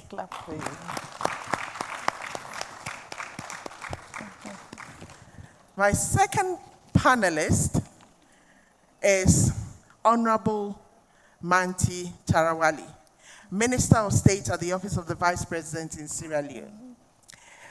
She is a development expert and politician. She's also the author of the book Over the Line, How Sierra Leone Enacted the Groundbreaking Gender Equality and Women's Empowerment Act. I would encourage you to read it. I just read the synopsis just before we came.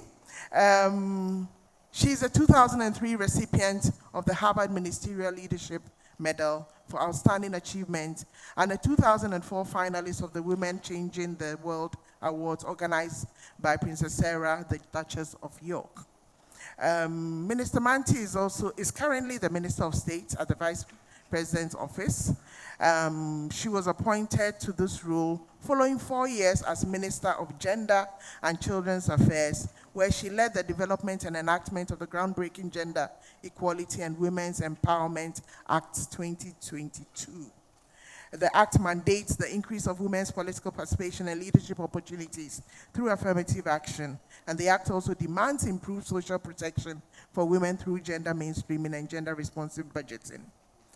In her current role as Principal Assistant to the Vice President, her portfolio comprises the supervision of national interministerial multi-sectoral programs developed under the Office of the Vice President, and these include the Millennium Challenge Cooperation Project, Scaling Up Nutrition Movement, Extractive Industries Transparency Initiative, etc. Her role also requires global representation and engagement on national development. Distinguished guest, Honorable Manti Tarawali.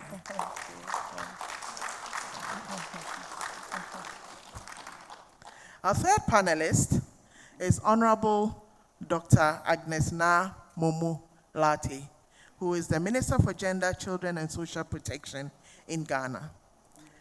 Honorable Late is a distinguished politician and advocate for social justice, best known for her grassroots mobilization and commitment to championing women's and children's rights.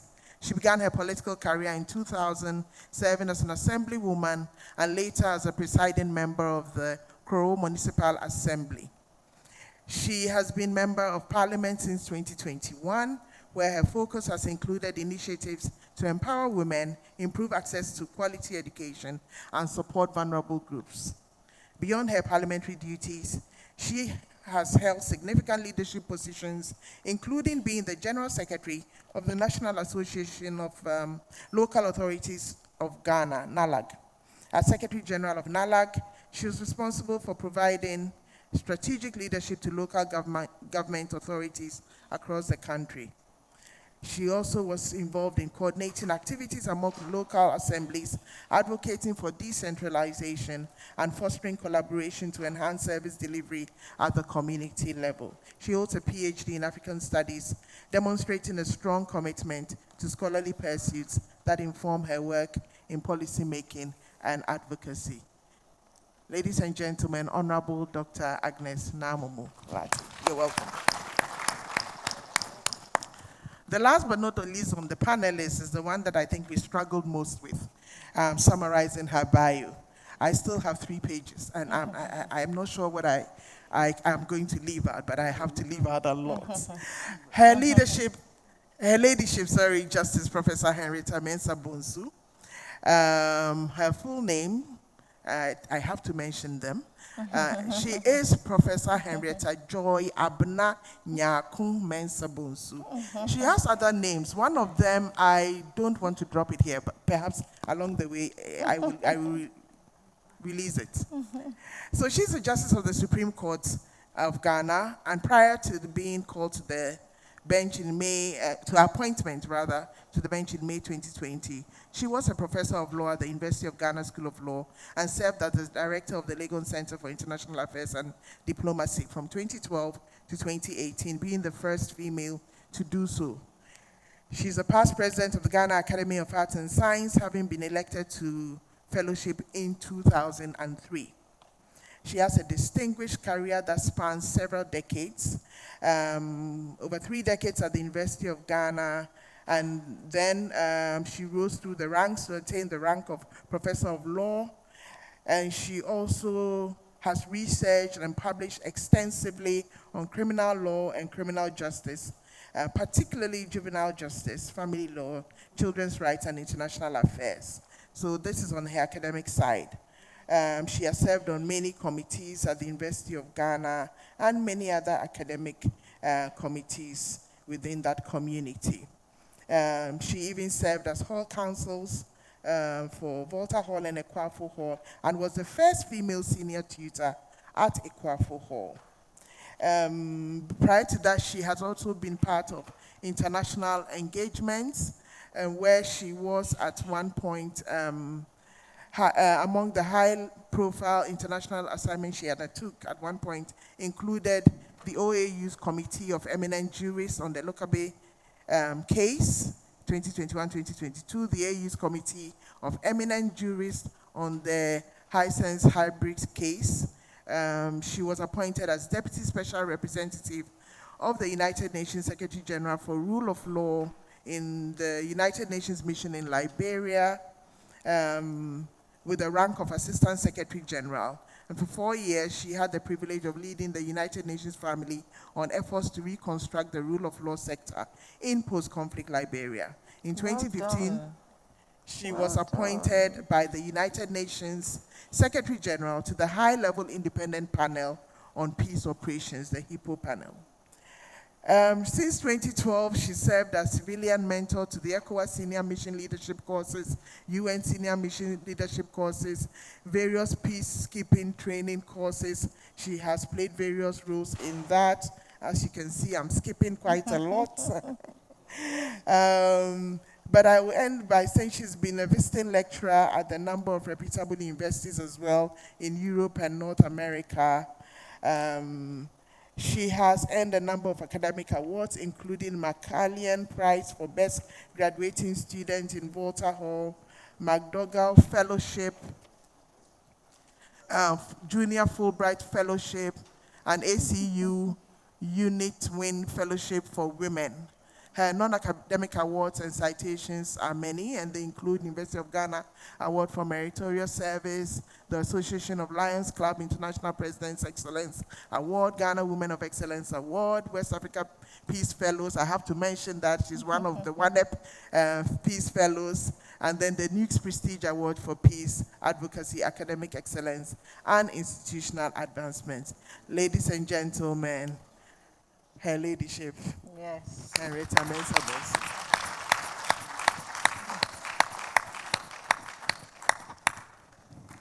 So you're all welcome. And now, I think this morning's conversation already, and the speakers already gave us an indication that we have come a long way. And I think to set us off, I think it's important that perhaps we recap very briefly, or I recap very briefly, the journey of women, peace, and security. I think that agenda was born out of several decades of global struggles for gender equality, human rights, and peace.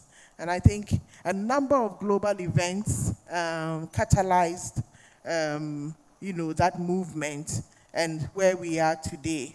And just to capture some of these important ones, to set the context for our conversation, most of the rise of global feminist movements in the 70s, I think, and then also in the 80s, brought women's rights and gender equality issues into international discourse.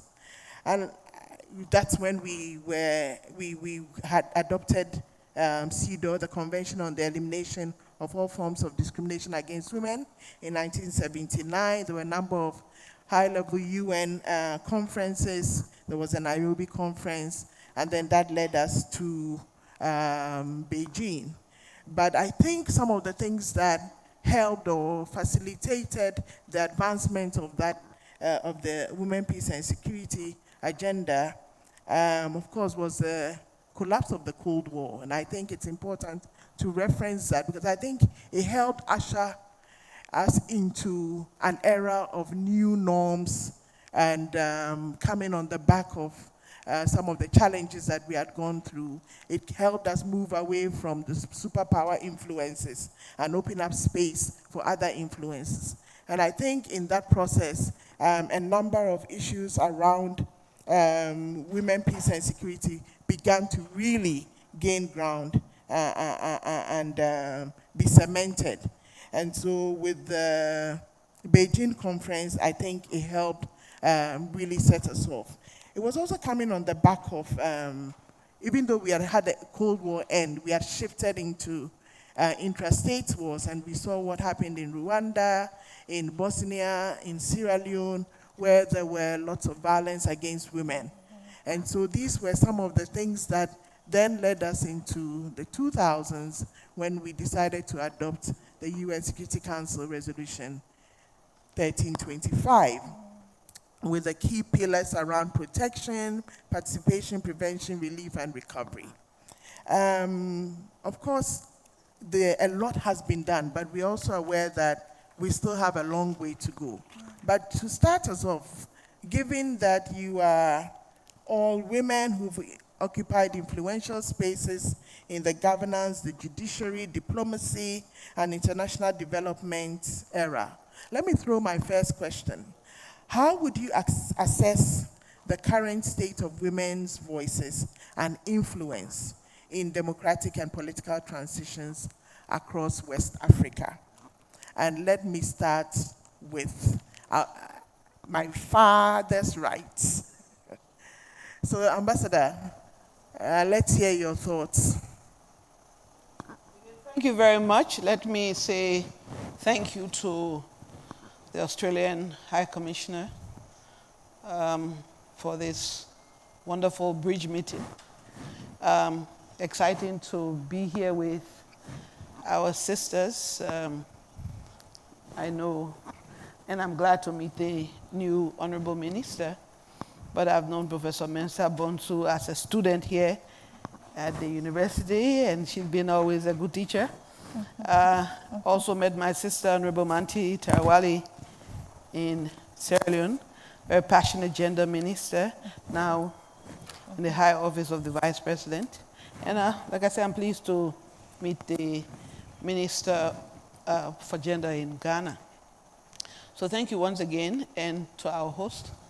I think, Kofi Annan, you're keeping the flame going.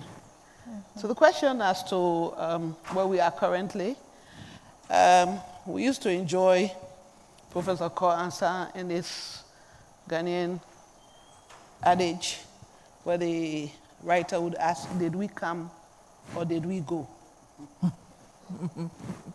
So 35 years since Beijing, and again, I was a very young activist then. I was proud to be among the 30,000 women in Beijing 1995. So I can say that we've come a long way. We've made some very serious positive strides. So in Africa, if you take at the top leadership, like it was mentioned, we've elected a first woman president. And now we have a second woman president. There are 2 or 3 others in the making. So if we're talking about high level, so second in Namibia. And third, she would be going in her own right because she is currently the president of Tanzania, but she's fulfilling the term of her predecessor. So if we look at leadership at the peak, you would say we've made some significant strides. Thank you.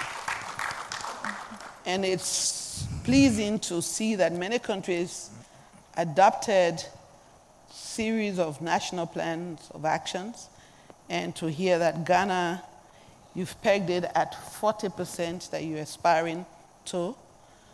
in Sierra Leone, there is a movement of women, 50-50. That means we want equality, you demand equality, you insist on equality. As to whether you get that, it's an aspiration. So if you ask how far we've come in, I would say let's keep it positive. We've come a long way. So we're here, we're on the stage. Thank you. Thank you very much. Now let me come to the Honorable Minister Latte. What for you have been some of the key achievements? Honorable Ambassador Wese mentioned that we've come a long way, and she cited some examples. What from your perspective will be some of the other key achievements that you will see in this journey, 30 years, if we're talking about Beijing, 25 years, we are looking at 1325. Thank you very much. Let me also acknowledge the great work of the Australian Embassy or High Commission, and then also Kofi Annan Peace Center. Let me acknowledge all of us for being here from morning till now. And colleagues, it's a great pleasure. Whether how far we've come, I think it is important that we acknowledge that sitting here and having this discussion is one of the greatest achievements we have made over the years. And then also, I can say in Ghana in particular, having our first female vice president after independence is also another great achievement. And I say this with pride that after over 60 years, we can now sit and say, Her Excellency, not just at ambassadorial level, but at the presidential level or presidency. And that is a great achievement for me. And when you look at almost all the laws that look at women empowerment, we are there. One of such great ones is CEDAW. We are there participating annually.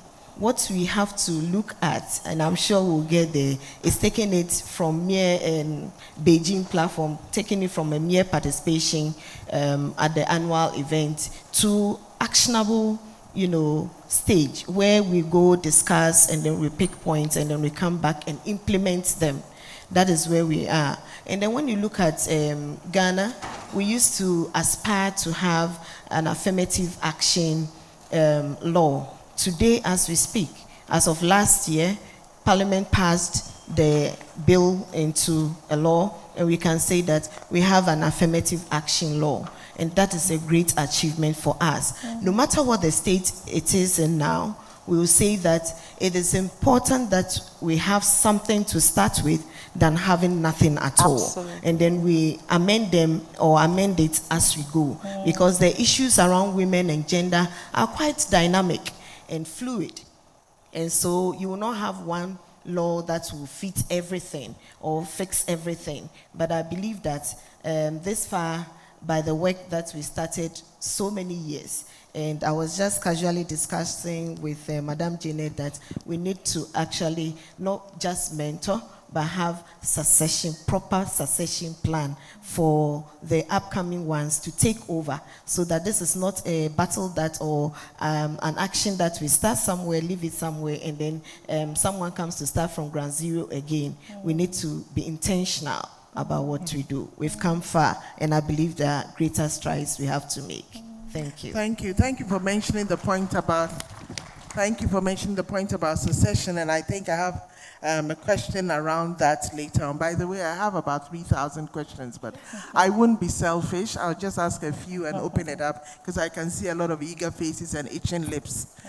So I would do that. But since you mentioned the judiciary, Prof, let me come to you. For you, how has the judiciary been part of this journey, and how has it contributed to ensuring that, we are advancing? Yes, we have a few laws here and there. Has there been a major agenda within the judiciary from your perspective? Thank you. Thank you very much for pinning me down in that way. And let me also add my voice to those. It's not on.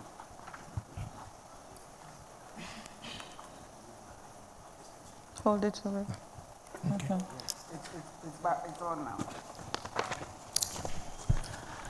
Let me add my voice to those expressing thanks to the Australian High Commission. It looks like these conversations haven't been had as often as they ought to have been had. And so if there's backsliding, if there's backlash, and so on, you can understand. I won't go where you are taking me because I was the first African female to be appointed to the headship of a peacekeeping mission after 1325 was adopted. And so I ought to know a thing or two about 1325. I will say that as Deputy Special Representative, being first in that role, at least at that end, we now have a Ghanaian lady as Special Representative of the mission in Libya, Her Excellency Hannah Tete. And so that's progress, because there were very few of us. When I was appointed to the high-level independent panel on peace operations, we were 14 and there were 3 women. The women's lobby got upset and His Excellency Ban Ki-moon had to appoint a Burundian lady to join so that at least Africa had 2 voices. So we have come some distance. Now, if you want to look at the judiciary, I didn't plan to come and talk about the judiciary, so I haven't taken any statistics, but I do know from teaching law for many years that there are many more females now studying law than there used to be. And this has translated into many more females joining the bench. So that now there's an association called International Association of Women Judges. And the meetings are big because now there are a lot of young women who have become judges. At some point in time, we tried to do some affirmative action to bring in more females into the law faculty. Those days there was only one law faculty. But at some point in time, there were more females in the class than me. So I don't think they do that anymore. But because the judiciary benefits from the output of the law faculties, when there are many more females from law faculties, then many more females have a chance to join the judiciary. You don't just get up and become a judge. So if you haven't gone through the training, you can't be a judge. And I know that the military, they are also doing well. My good friend here is a very senior officer now, and Brigadier, no, she became Major General before she passed, Constance, you know. So the thing with social change is that it comes in little bits. So if you don't pay attention, you will not notice. But we have made some progress. In the late 90s, I went to cash a check in foreign exchange to fund a training program I was organizing in Cape Coast. The teller refused to pay the check to me because she wanted to see Professor Mensah Bonsu herself. She wanted to see the person herself before paying, and she thought I was Professor Mensah Bonsu's secretary. Thank God there are so many female professors now that I doubt that somebody who sees a check written to Professor Mensah Bonsu would assume it was a male and that I was his secretary coming to cash on his behalf. Thank you for bringing that personal experience. And I think we all, if we were to go around with the females in the room, I'm sure we would all have similar experiences to share where we've been mistaken for men because of what we have perceived to have achieved.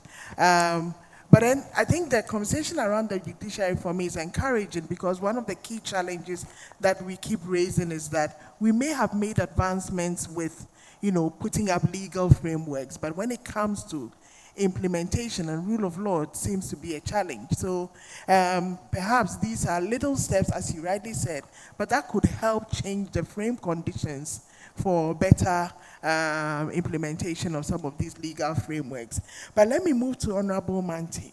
And I think the legal framework is one of the enablers. But from your own experience, with your vast experience, having also been involved in the gender ministry, from that point of view, taking Sierra Leone as an example, what for you have been some of the institutional enablers to help advance the women, peace and security agenda? Thank you for the question. And let me also join colleagues to thank the High Commission, the Australian High Commission, for putting this together. I think it is timely. I think it is necessary. And the more we do and bring us together, share experiences, collaborate, I think will help us in the region. Let me also thank the Kofi Annan Peace Center. It's beautiful, and it's good that it's kept the way that it is. Thank you for hosting us. I think from my experience, or the experience of Sierra Leone, I think from the early conversation, the high-level panel initially, it was mentioned that for sustainable peace, women are needed. And in Sierra Leone, that is also true. But when it comes to treaty signing, positioning, taking credit for it, women were left behind. And so it came to a point to say, where can this go? How do we move this agenda? Civil society was screaming and saying, we've been talking about this for a long time. Women need to be at the table. If women are not in leadership, we can't see women, peace and security really having sustained drive.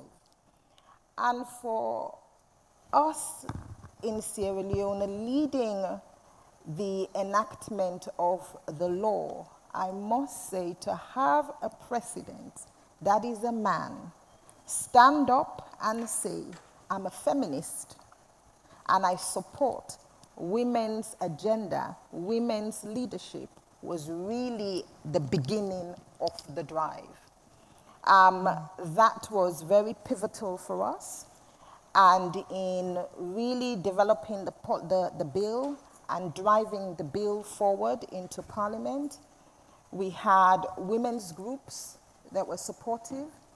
We have parliamentarian, he for she, men that were supportive. We had, some resistance from some women, I think we had some, earlier today, that were saying, no, you shouldn't make it easy for women. Women need to fight for this position, but we were able to quell them and get them to understand. But the real change was not rights-based. The real change was economic change. When we shifted the conversation from rights-based to money in your pocket by having more women in employment, more women in leadership, men started to sit up.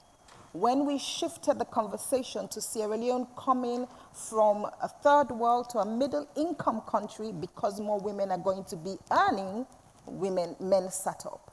When we went to the villages and spoke to the chiefs to say, in your household, you will no longer be the only person bringing in the bacon, but more women will be supportive in your town so you can create and do more things, men were more receptive. So when we shifted that conversation and didn't go with rights-based, it is our right, we must do, which it is. But when we shifted the conversation to an economic conversation, it was more receptive for us. And thank you. I think for me, those are some of the...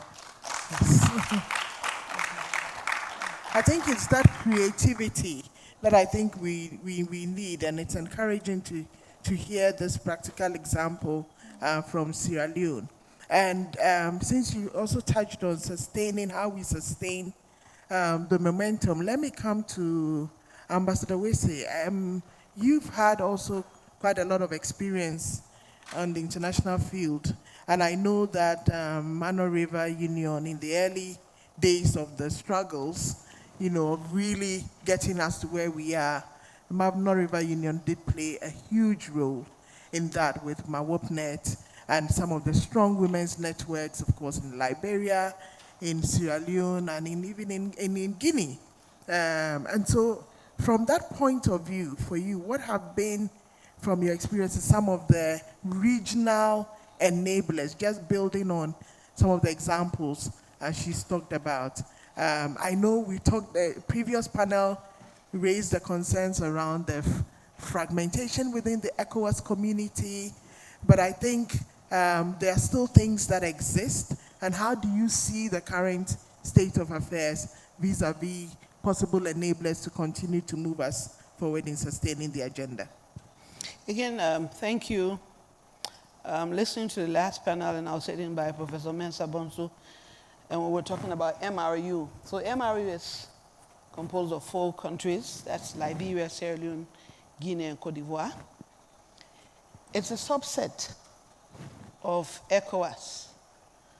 I would hope that our leaders, while confronted with this challenge that AES is presenting, would use the mathematical formulas of sets and subsets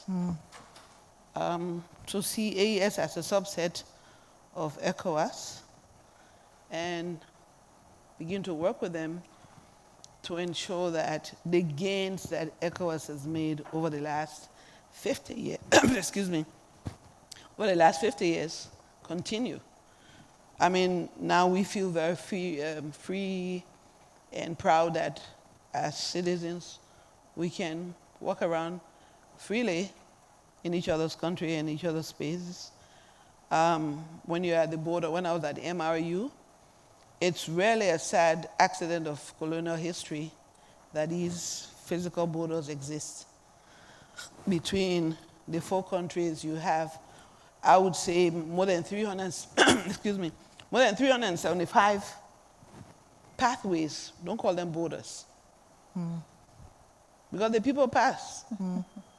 Among those 4 countries, they have in common about 10 languages all around the borders. They don't see, and I often say it's between Liberia and Sierra Leone, it's the individual holder of the book who determines which country he or she wants to be. You go in the market at the border of Sierra Leone and Liberia, you hear them speak Creole, you hear them speak the Liberian lingua, you hear them speak Mende, you hear them speak Vai. That's the same people. Come back to Mawopnet. It took the courage, commitment, and real dedication, or in Liberia we say dry face. You just were unashamed, you know, to just get there. The last peace meeting that we've now signed up on, the Accra Peace Accord, was held here. And the women literally, they said, if you don't sign, we will bare ourselves naked. It took that kind of courage. So you had Mawopnet, you've had WIPNET, you have WANEP, you've had LWI, you've had 50-50, you've had several of these organizations. Some of these women are still alive. So one way we hope, and some groups in Liberia have started that, is to tell the stories, relive the lives of these women. So I think it's another way for us to begin to look at it, and I thank the Australian High Commissioner and the Commission for this enabling platform.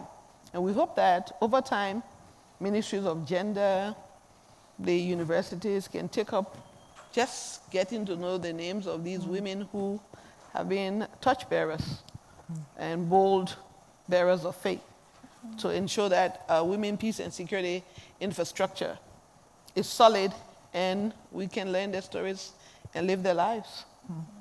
Thank you.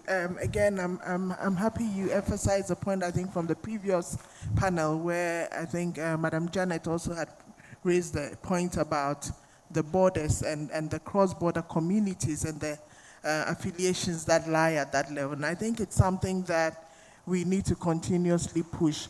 It's important that we look at the crisis that we're facing within the region, both at the level of political, but I think beyond the political are all these social ties and networks that exist, and how we harness these, I think, will be important to help us through. But let me then shift to Honorable Minister Latte.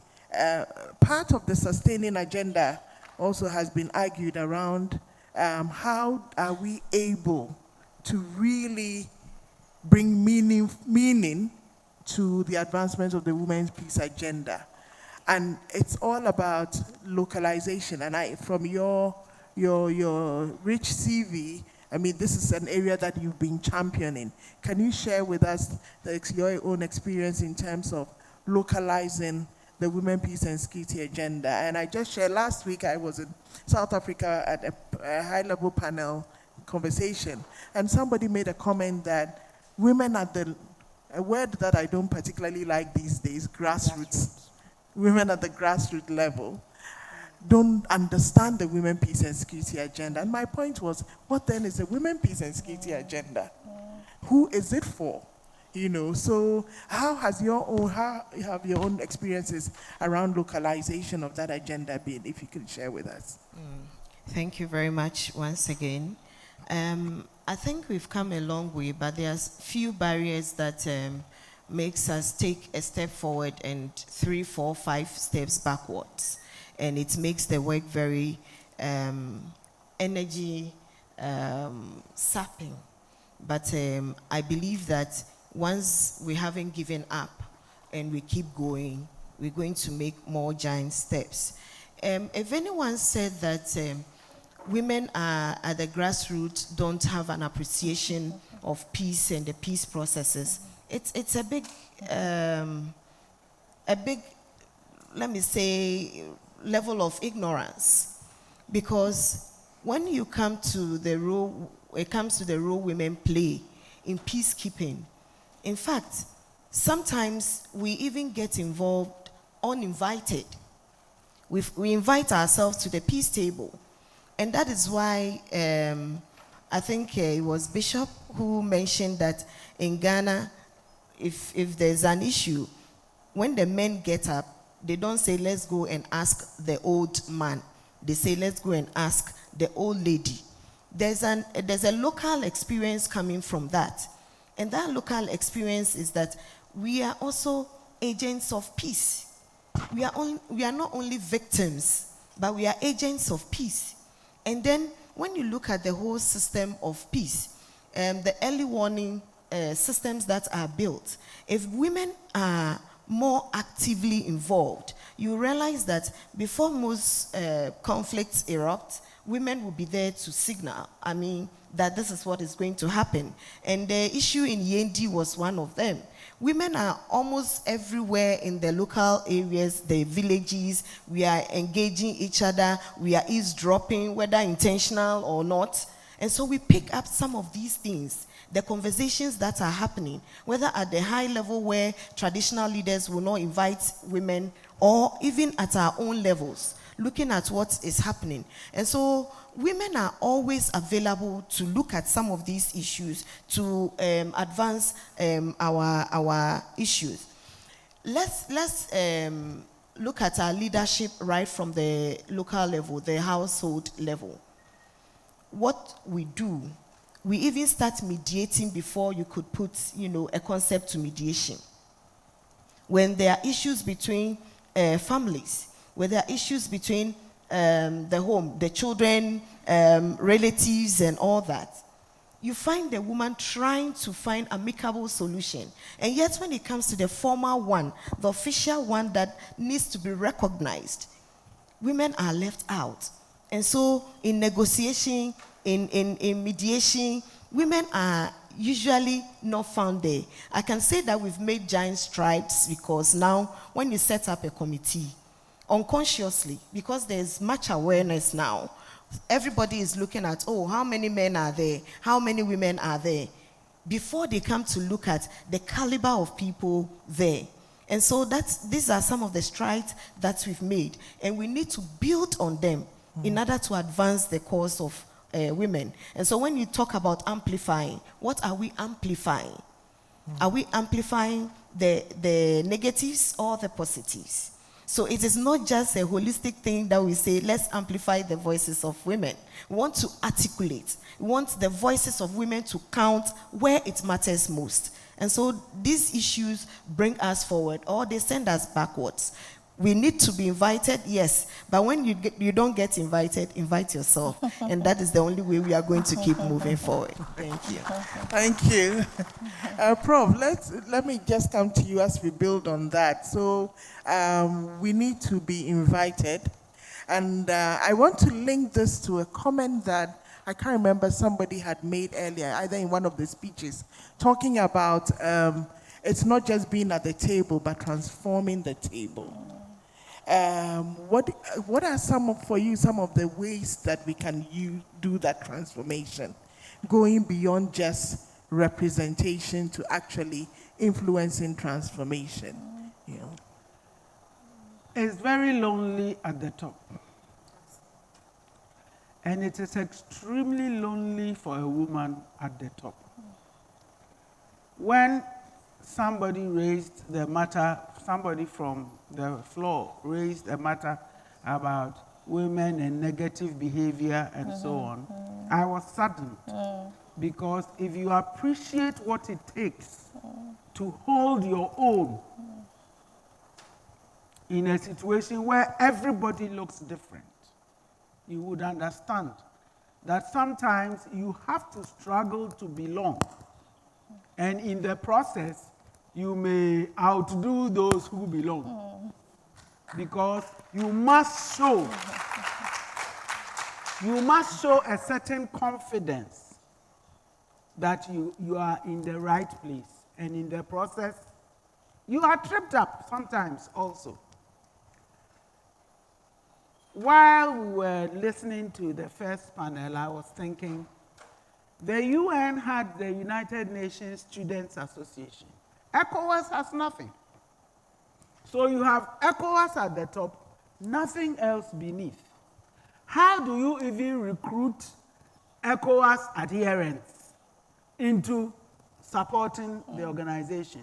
So it's no surprise that some people have decided, no, we don't want to be a part of it, and it was a 3-day wonder, and they left. So we must build a constituency of young females so that they can be at the table. If you are alone at the table, I'm sorry, you can't transform anything. If you are alone at the table and you are being tolerated, even patronized, how are you going to change anything? You must show that you can use the frameworks that exist even better than the people who made them in order to keep your presence at the table. So we need the comfort of numbers. In the UN, I used to tell my section people that we are in this together. Now, when there's only one star in the sky at night, we say it's a dark night, or we don't. You do. The only time we describe the night as beautiful is when there are lots of stars. So the more of us there, the easier it would be to transform anything. Let me tell you something that happened to me. As I told you, I was the first female to be appointed to the headship of a peacekeeping mission. It turned out that I had no washroom. So I had to use the main washroom. And you could imagine me surrounded by my bodyguards going to use the washroom. Then you come back. A few minutes later, you want to go again, and then you are wondering, can I call these people again? It took one bold officer to say, why don't we make you a washroom here? And that saved my life. So sometimes the things that can make life easier for us don't occur to people who are used to, certain faces, certain looks, and so on. But when we are there and we link up and we show that we have a right to be there, things imperceptibly change. So we need the numbers. There's no way you can do it by yourself. They'll tolerate you, they will patronize you, but whatever changes they make for you will not last. Thank you. And I was smiling at the washroom story because I think I witnessed that also when I was working right here at the Kofi Annan International Peacekeeping Training Center, some 10 years plus, when I was the only female on the front office, and there was no washroom for females. So we had to walk all the way here to the washroom closest to the auditorium. Wow. And at some point I said, I'm not doing it again. And I was going to share the washroom with the men. And so there was a lot of murmuring around, and eventually they decided to also convert one of the washrooms in the front offices for females. And there's a whole story about the one with the research department also. But thank you, Prof. And I'm glad you brought in the intergenerational component. Let me pose my last question and then we open it up because of the time. So coming on to the intergenerational component, how do you see that component from your own experience?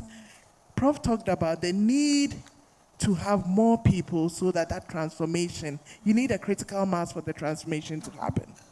And I heard again last week during the high-level session in South Africa that there is a perception from young women that the WPS agenda is a retirement plan because it's only being driven by older women, and that they still don't have space. They are seen in the YPS space, but not in the WPS space.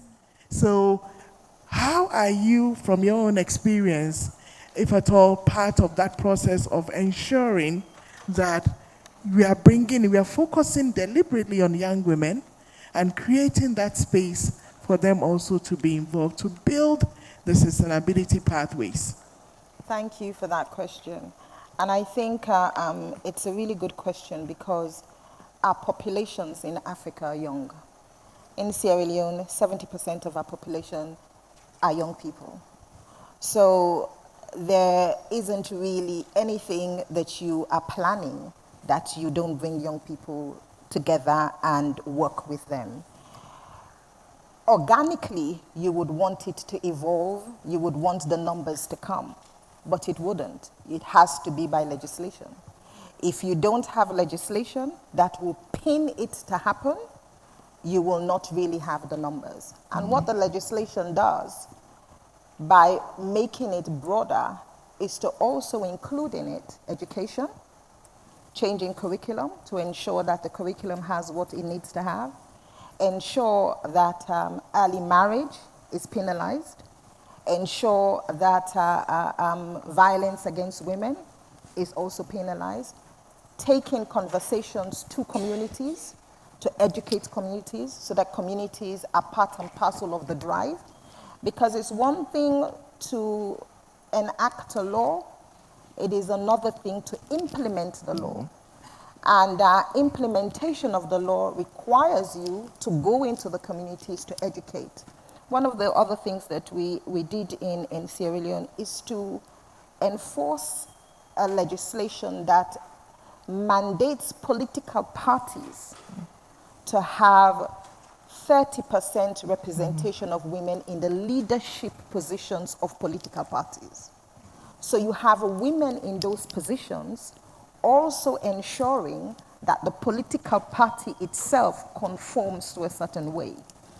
And getting the communities to be part of the drive has been a real game changer.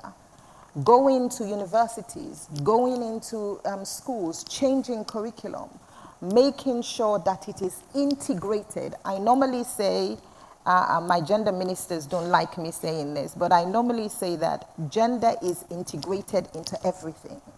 Making sure that every single policy or every single institution integrates gender.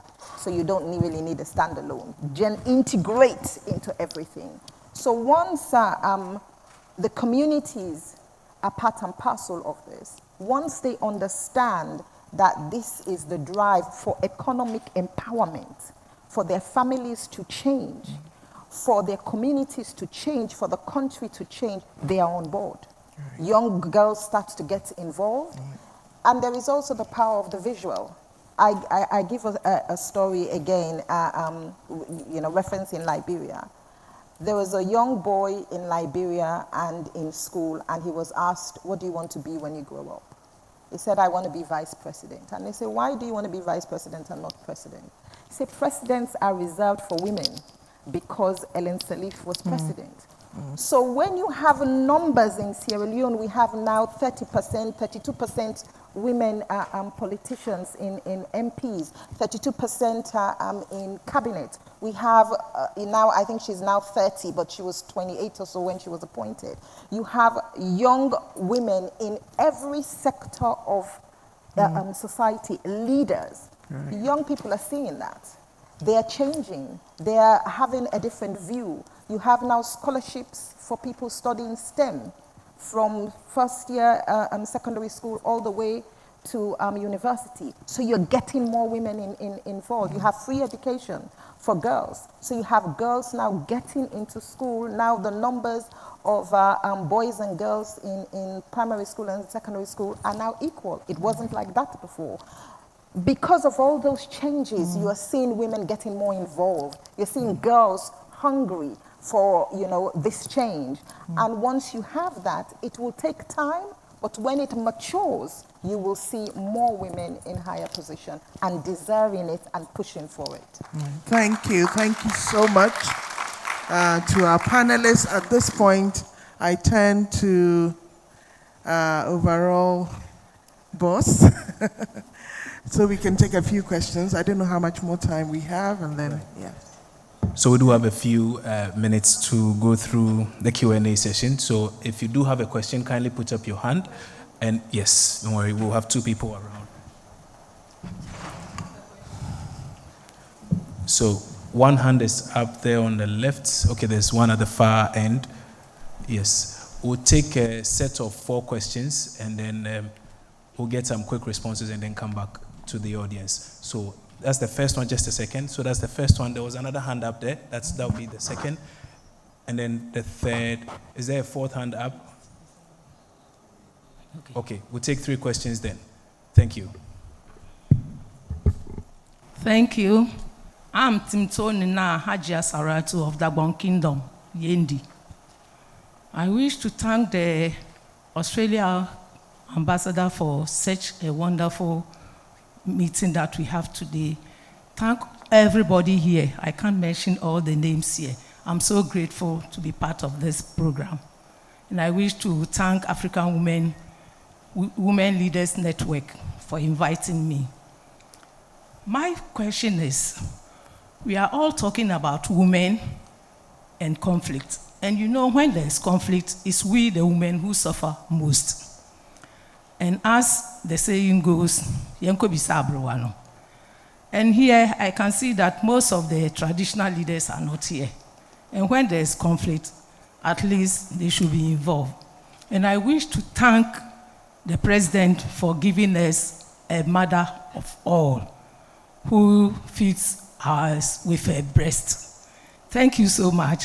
And also, the 40%, Oliver Twist asks for more. We still need more women. And I'm so grateful for the African women leaders, the presidents. So grateful for people to vote for them. But I remember our first president, Osagyefo Dr. Kwame Nkrumah. there was this safe seats for women. Can these African countries help us with safe seats for women? When the women are there, the men struggle with us. Women, we say power. Women, power. Women, power. Men, support. Men, support. So you should support us. Don't fight with us for seats. So I'm so grateful. But still, women, we have a long way to go. Yesterday, there was a program. My honorable, you were there.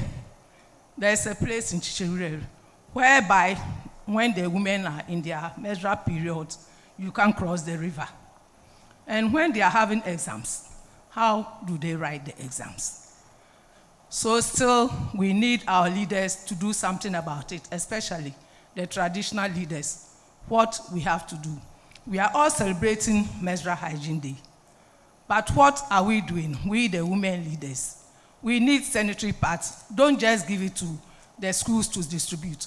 We, the women leaders, also need some to go to our villages and then educate them, give the sanitary pads to them to use.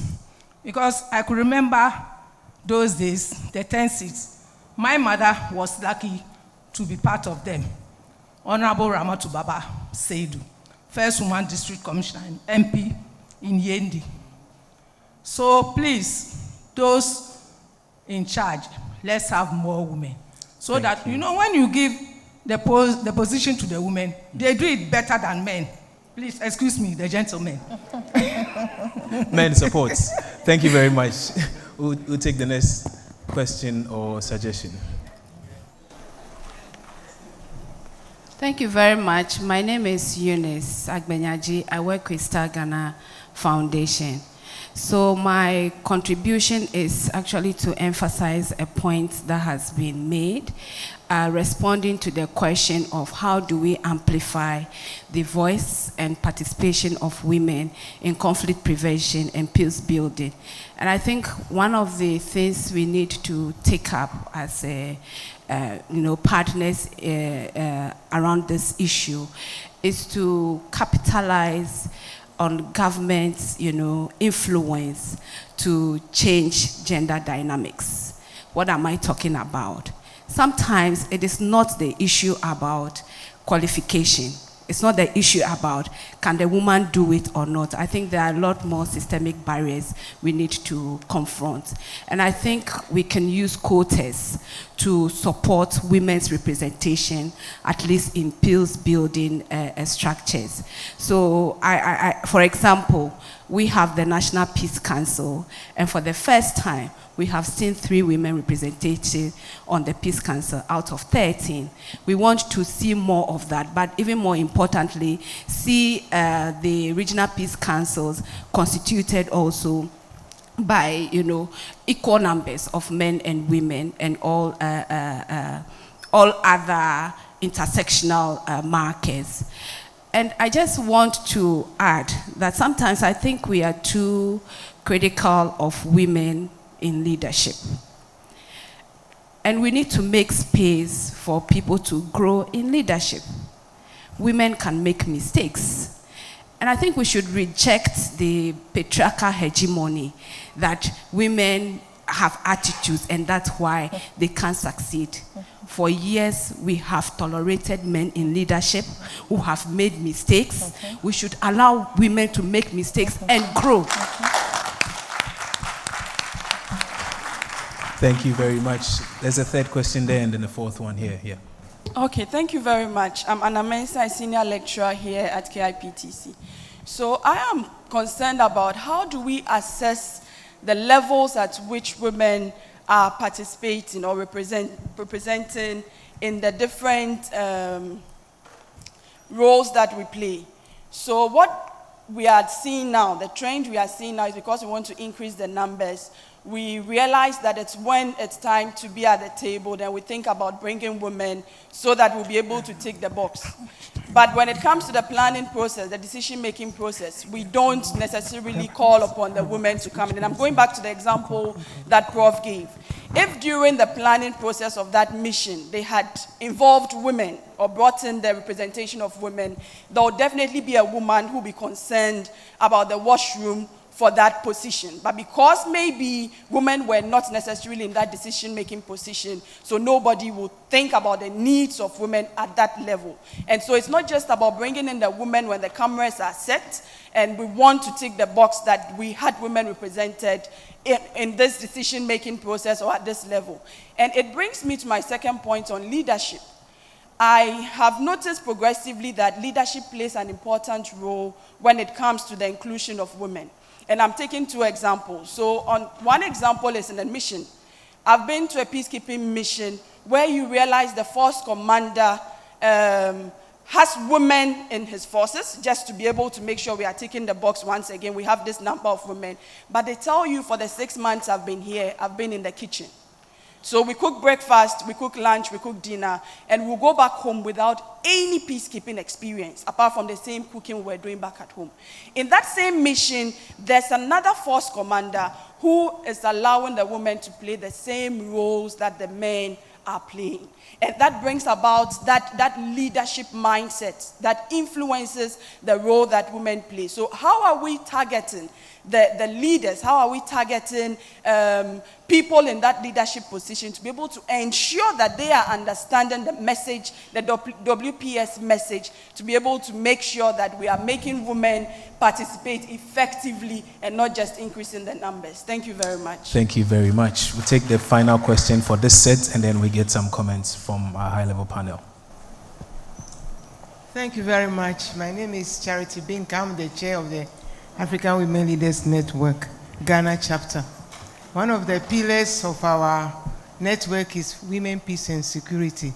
And I want to congratulate all the great women that I've listened to this morning. I'm really very refreshed that all is not lost. When I was walking in today, I was expecting to see pictures, documentation of women who are making it, because definitely, as the Honorable Minister said, there are some stories we can tell. The stories are there. So we need to begin to even celebrate the few who are making a difference. We need to tell their story. We need to do the documentation. So even there are 1 or 2 or 3 who are excelling. In fact, I'm seeing, we are hearing of a lot of transformation in the forces. Now they have a gender policy and all that. I was even shocked. We talk about the forces. I went to the prison service the other day, and I was really overwhelmed to find out that there's most of the top hierarchy, many of the women, we have the Director General, we have so we need to begin to identify the few that we have, to celebrate them, and that will encourage the other to say, yeah, if this woman can do it, then I can also do it. So the documentation, we need to celebrate our little achievements, and that can also encourage us, even as we are asking for more. As Professor said, that if you have only one star in the sky, the whole place will be dark. We need more stars for the sky to shine, to be bright. But even the few stars that we have, we need to start telling the story, how we have overcome, how far we have come, and where we want to go. Thank you very much. Thank you very much for that point. It's one of the reasons why we are amplifying women's voices at this very forum. We will defer to the panel to share some thoughts, and then we come back for the next set, the next and final set. Yes. Okay. All right. Thank you. Yes, I know there are many more questions. But I'll allow, thank you for the comments and questions. I think I'll allow the panelists to decide what they want to comment on, so just to save time. So I will start this time from my immediate left, and so we can go down. Just 2 minutes maximum, just your reflections around some of the comments or questions that have come. I think very good questions. I'll take the question at the back about the leadership and who's doing it right and who's not doing it right. I think we monitor, we ensure that if they're not doing it right, they're corrected. In Sierra Leone, we have a process of doing that. There are people that do it for the numbers. There are people that are genuinely sold to the process. And we have a monitoring mechanism that we employ to ensure that the leaders are doing what they're supposed to do. And if they're not doing what they're supposed to do, they're called to account why they're not, because we have indicators that you must follow. And so if you're not following those indicators, you're not really meeting those indicators, you're not passing, we highlight it that you're not passing. And obviously you're called to book, and you will then answer. But I think we can't leave it as it is. We must monitor and we must call them to account. Thank you. Prof.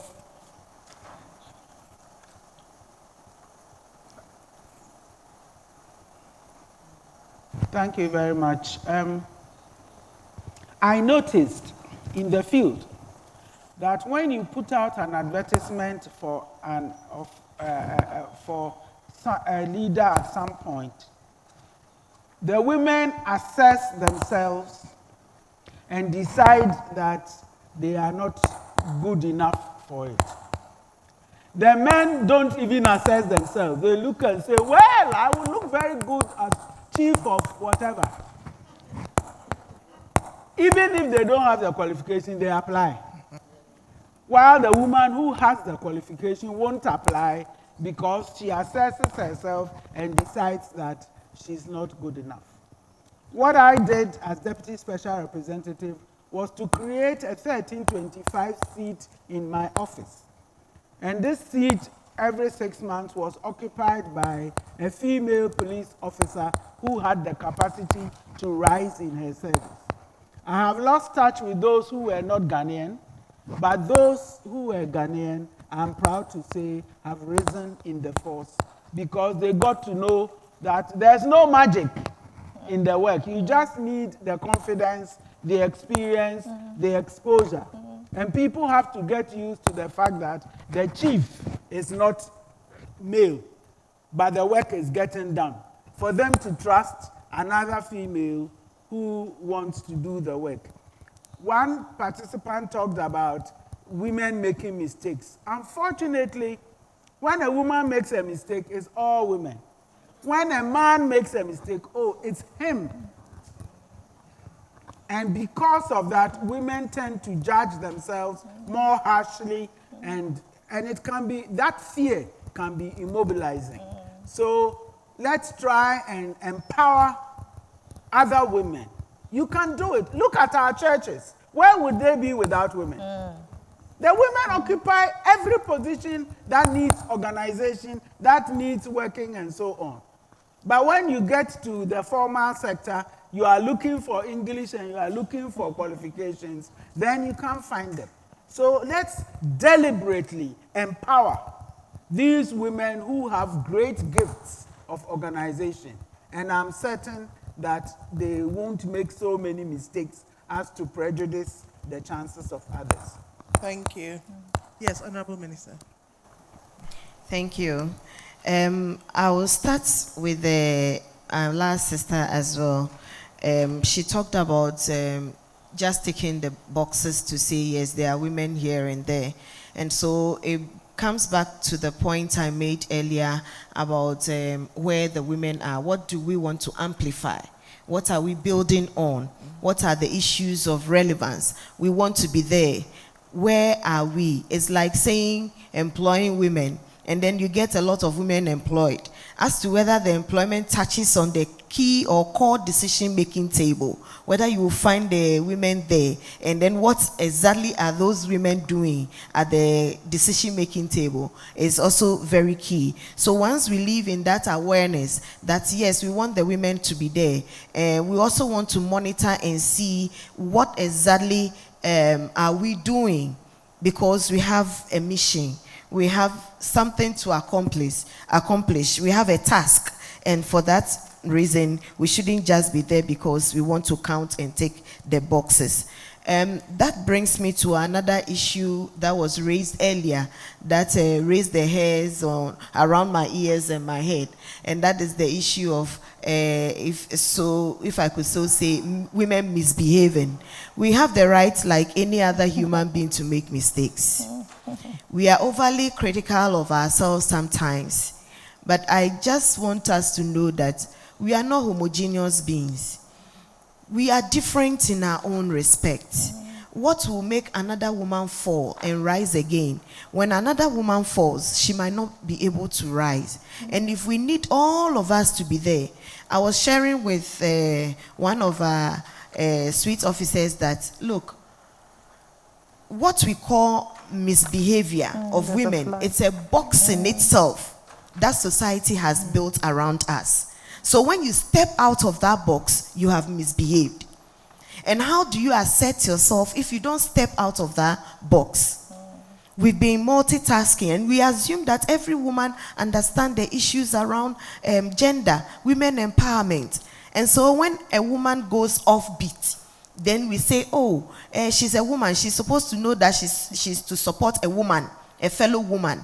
Not all women know. Not all women understand the issues. So if we are patient with each other in the learning process, we'll get to know that these are issues that we need to build support around. So having a strong support base for women at the formal workplace, informal workplace, it's very important for all of us to be able to grow.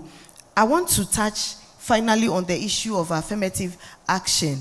When you look at the act itself and the timelines we have set for ourselves, you want to be critical in measuring, in monitoring what the political parties are doing at every given time. And I will not stop reiterating this fact, because at the end of the day, when we come to measure and realize that the act has not achieved the things we wanted to achieve at the given times, we will really, really be very hard on ourselves and leadership.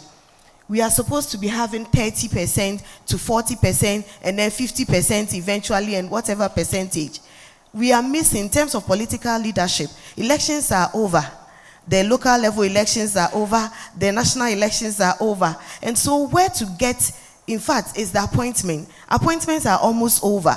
So it means that we have to be aware, whether you are partisan or not, this should be of interest to you, to monitor what is happening at the party levels, so that we'll be able to take advantage of the issues that come. Our caregiving role, we multitask. It is not for anyone to judge us whether we are capable or not. We've been capable from the onset, if that is what society bequeathed us with, that women are supposed to be this. We cook, we do so many things at the same time. And the same time in the office, we are managing so many things. So who then questions us when it comes to women's capability and capacity? Thank you for this opportunity. Thank you very much. Well, again, thank you. Just to piggyback on what the Honorable Minister just said, talking about safe seats, that our traditional mother mentioned during Nkrumah's time.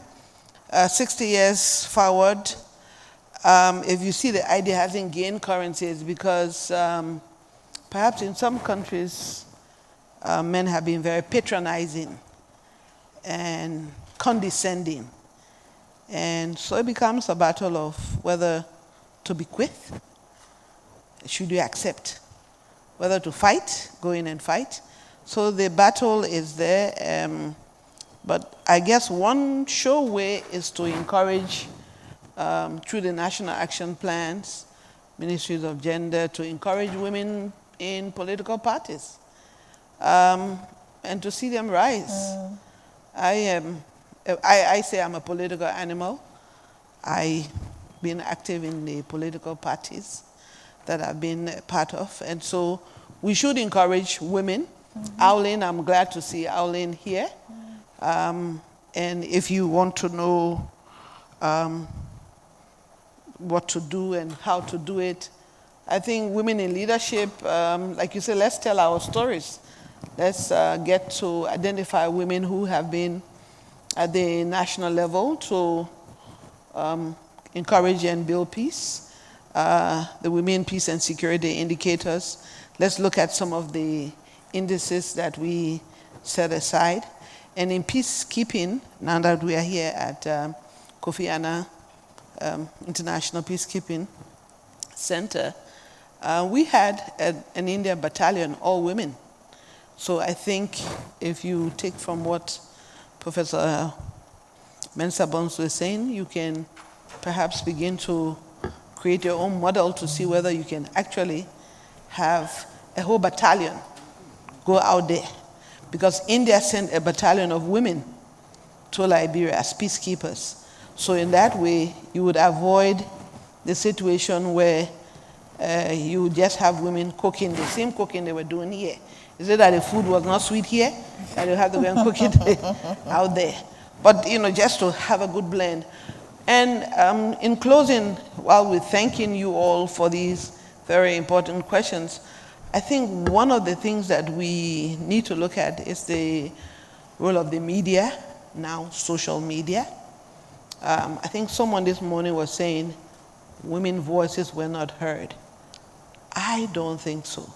We just need to begin to constructively see how we can better place the voices and the content of those voices on the social media. If we are not mindful, that social media will undermine, and if it's not threatening, traditional media. So I think that we should be able to develop content. We should encourage the positive voices. Not that when someone is speaking recklessly, another woman should speak even more recklessly. I don't think we're competing for space in that regard, but I think that together we should be able to build upon that. Now, talking about our former president, Madam Ellen Johnson Sirleaf, there's a center she is running, and she has a data hub. So she's collecting, and the center is involved in research. So they have a data hub that show the progression of women into the various public spaces. So again, I think that it's another way that the Ministry of Gender and the National Plan would be able to enhance women's participation at various levels and strata in society. Thank you. Thank you. All right, thank you very much. We'll take 2 last questions, and then that'll be it. I know we've actually gone a little beyond the time we planned to do this event, but definitely when the conversations are this good, you're able to manage a few more. So 2 questions, please. Yes. One at the back, and then you. Yes. Thank you very much. Right. My name is Serana Kokoi Ajraku. I'm the founder of Breakthrough ADR Center and Foundation, and then a member of GACMA. In fact, I want to emphasize on what our mother, her ladyship, has said. She said a lot, but one thing that keeps ringing in my mind and my heart is that statement that she made, that if only one star is in the sky, we will not see well, and there will not be brightness as we want to. But if more stars are in the sky, that is when, even if it is a light off, we will be able to see well. Yes, I want us to emphasize on that statement very well. That sometimes, or where things are getting to now, I think, like she said, the young ones have to be introduced into this women empowership places. Not only the young ones, but some are not very old, but they are idle. They are idle, they are potentials, they have gifts. They want to do something.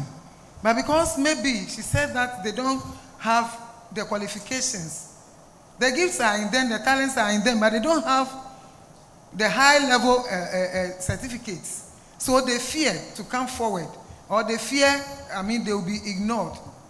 I think it's about time we looked at those things and then fixed those gifts in, so that they will not die and go to the grave with those gifts and talents that God has given them. Right. As our mothers are fading out, the young ones and the idle ones should also be involved, so that women will always be at the top. Thank you very much. Thank you so much. We'll take a final question, and then, okay.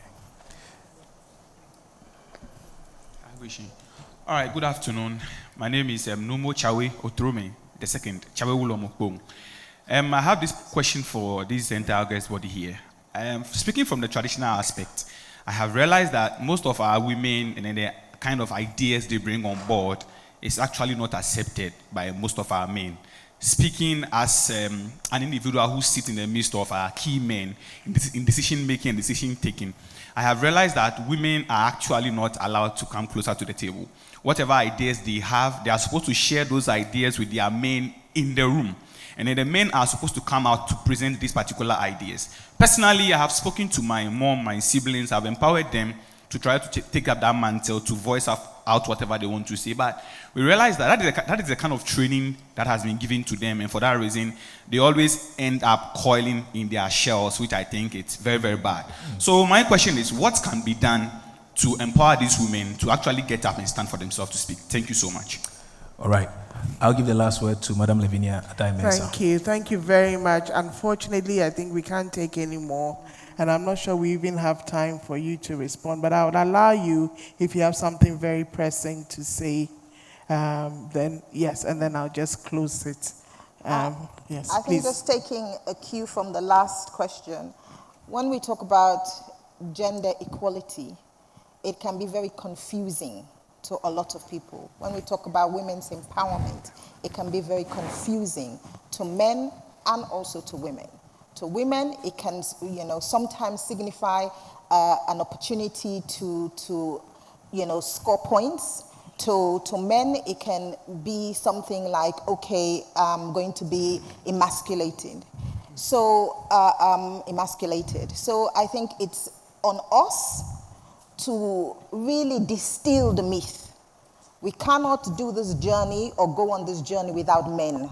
It is impossible to empower women or to really achieve equality without men. So it is on us to go out in the community to educate men, educate women, educate communities, make sure that we distill myths, carry people along. My sister here talked about numbers. It is a numbers game. We need more stars in the sky. And to get the more stars in the sky, we need to educate, we need to educate, we need to educate. Thank you. Thank you so much. I think on that note, we can bring the conversation to an end. It's been really rich. Okay, Prof. What the gentleman in white talked about is the traditional, yes.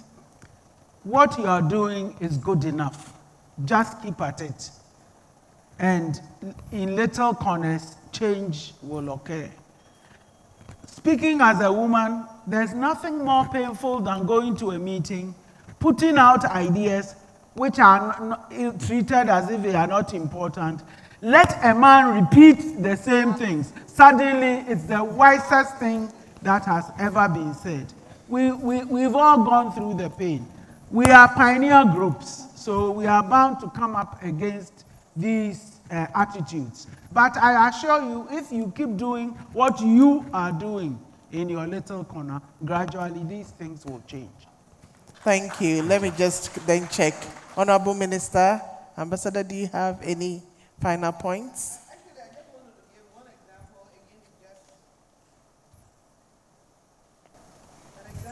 Let me not call the country. I worked in 4 countries.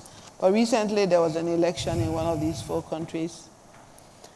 And it's a by-election. The 2 leading contenders, the woman is more educated, more experienced. The man is holding a current title. So it's a bicameral system where you have the lower and the upper house. And the man is aspiring to be a senator to go to the upper house. This woman had been like a governor in the county, and this former senator dies, and the perception is that the man says a woman's place is in the kitchen, and even behind the kitchen. And all the women, rose up to say this was very misogynistic. But the results, at the end of the day, all the men who mattered, who thought that this woman is so educated that they would put her in, everyone rose. The men rose against her and supported the man. and he won. So there's going to be another election because he's left a seat. But that woman was not elected. So, like we're saying, let's educate, re-educate, and be more educated. Because at what point are you going to look at a woman, what value she brings to the table, what's the education, what's the experience that she's bringing to the table that matters. So again, thank you, and keep at it, and let our women and men in the various sectors, and let the governments put effort, Madam Minister. Ministries have to do a lot of work.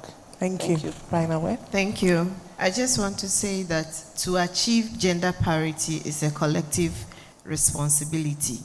At least when you hear, you know that you are not supposed to just hear and stay with the knowledge, but you begin to analyze and assess things with a gender lens that will enable you to also contribute to our efforts towards, attaining gender parity.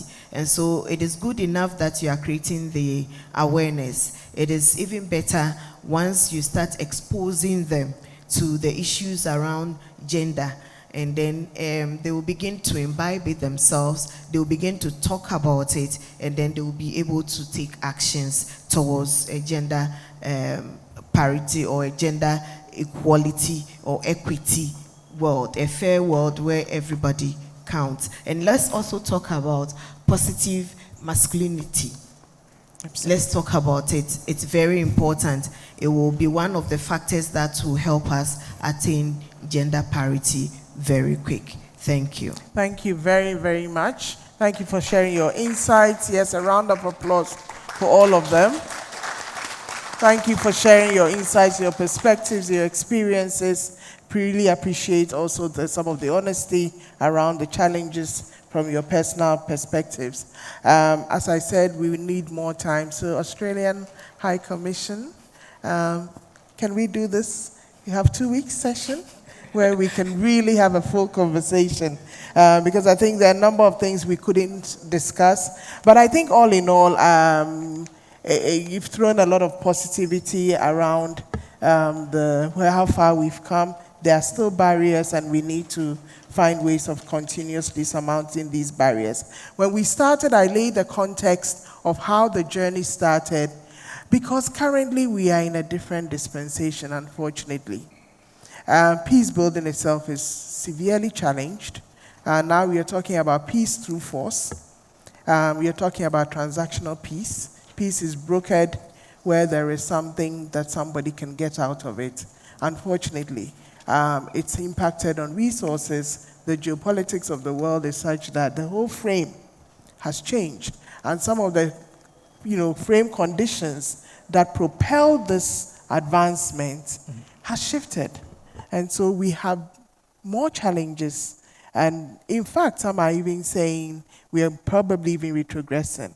And some of the people that have championed this, particularly from civil society, unfortunately, statistics are showing that within the next 6 months, 40% of NGOs will be closed down because there are no resources. And so how we continue to advance, with the implication of civil society that has been critical, is something that is challenged. So let's continue the conversation in our own spaces to see how we can have some of the creativity that you shared with us so that we can continue this journey amidst new world order and fragmentations and trust deficits that we are dealing with. Thank you very much to all of you. Thank you. I actually think our high-level panel deserves a much bigger applause, don't you? There you go. Right. On that note, this brings us to the end of today's proceedings. I would like to thank all our distinguished speakers, our esteemed guests, and our partners for your presence, your insights, and your continued commitment to peace, inclusion, and democracy all across West Africa. Also to our media colleagues, thank you for covering this very important event. And to all viewers and listeners joining us via our partner stations, TV3, NewsWire Radio, and NewsWireGH.com, we thank you for being a part of this vital conversation. And for those who traveled to come for this very important conversation, we wish you safe travels. Thank you for joining us. Good afternoon.